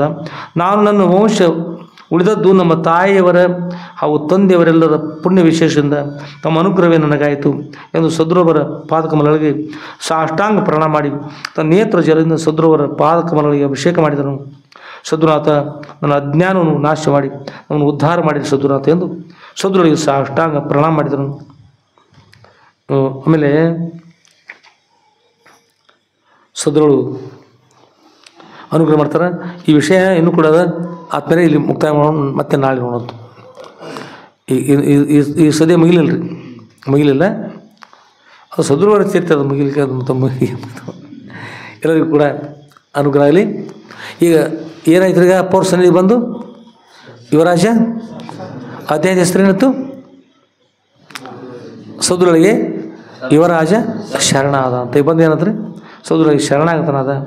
ಆಮೇಲೆ ಮುಂದೆ ಅವ್ರು ಮತ್ತು ಸದ್ಗುರು ಏನು ಹೇಳ್ತಾ ಇದ್ದಾರೆ, ಯುವರಾಜರು ಹೇಳ್ತಾ ಇದ್ದಾರೆ ಅವರ ಮರಳಿನ ಮಹಾಪ್ರಸಾದ ಮಾಡಿದ್ರು ಮಾಡಲಿಲ್ಲವೋ ಏನು ನಡೀತದೆ ಅಂತ ವಿಷಯವನ್ನು ನಾವು ನೀವೆಲ್ಲ ಮತ್ತೆ ಮುಂದೆ ನೋಡೋಣ ಅಂತ ಸದ್ಗುರು ದಿವ್ಯ ಕೃಪಾ ಆಶೀರ್ವಾದ. ಎಲ್ಲರೂ ಸದ್ಗುರು ಅನುಗ್ರಹ ಮಾಡಲಿ.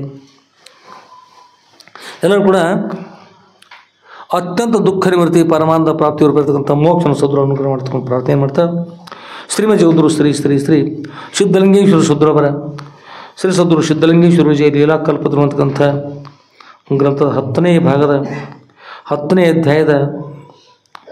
ಅಧ್ಯಾಯದ ಅರ್ಧ ಭಾಗದ ವಿಷಯವನ್ನು ಇವತ್ತು ಮಂಗಲಗೊಳಿಸಿ ಉಳಿದ ಅರ್ಧ ಭಾಗವನ್ನು ನಾಳೆ ನೋಡೋಣ ಅಂತ ಸದ್ಗುರುವರ ಕ್ಷೇತ್ರ ವಾಗ್ರೂಪ ಪುಷ್ಪಗಳನ್ನು ಸದ್ಗುರುವರ ದಿವ್ಯ ಪಾದಕವನ್ನು ಸಮರ್ಪಿಸಿ ಹಾಗೂ ಶ್ರೀಮದ್ ಜಗದ್ಗುರು ಶ್ರೀ ಸಿದ್ಧಲಿಂಗೇಶ್ವರ ಸದ್ಗುರುವರ ದಿವ್ಯ ಪಾದಾರಂಭಗಳಲ್ಲಿ ನನ್ನ ಅನಂತಾನಂತ ಕೋಟಿ ಧೀರದೊಂಡದ ಪ್ರಣಾಮ ಸಮರ್ಪಿಸಿ ಇವತ್ತಿನ ವಿಷಯಕ್ಕೆ ಮಂಗಲ ಮಾಡೋಣ. ಜೈ ಮಂಗಲಂ ಜೈ ನಮಃ ಪಾರ್ವತಿ ಪತಯೇ ಶಿವ ಹರ ಹರ ಮಹಾದೇವ. ರಾಜಾಧಿರಾಜ ಸದ್ಗುರುನಾಥ शुद्धलिंगेश्वर महाराज की जय. साधु संत महाराज की जय. श्री गुरुदेव दत्त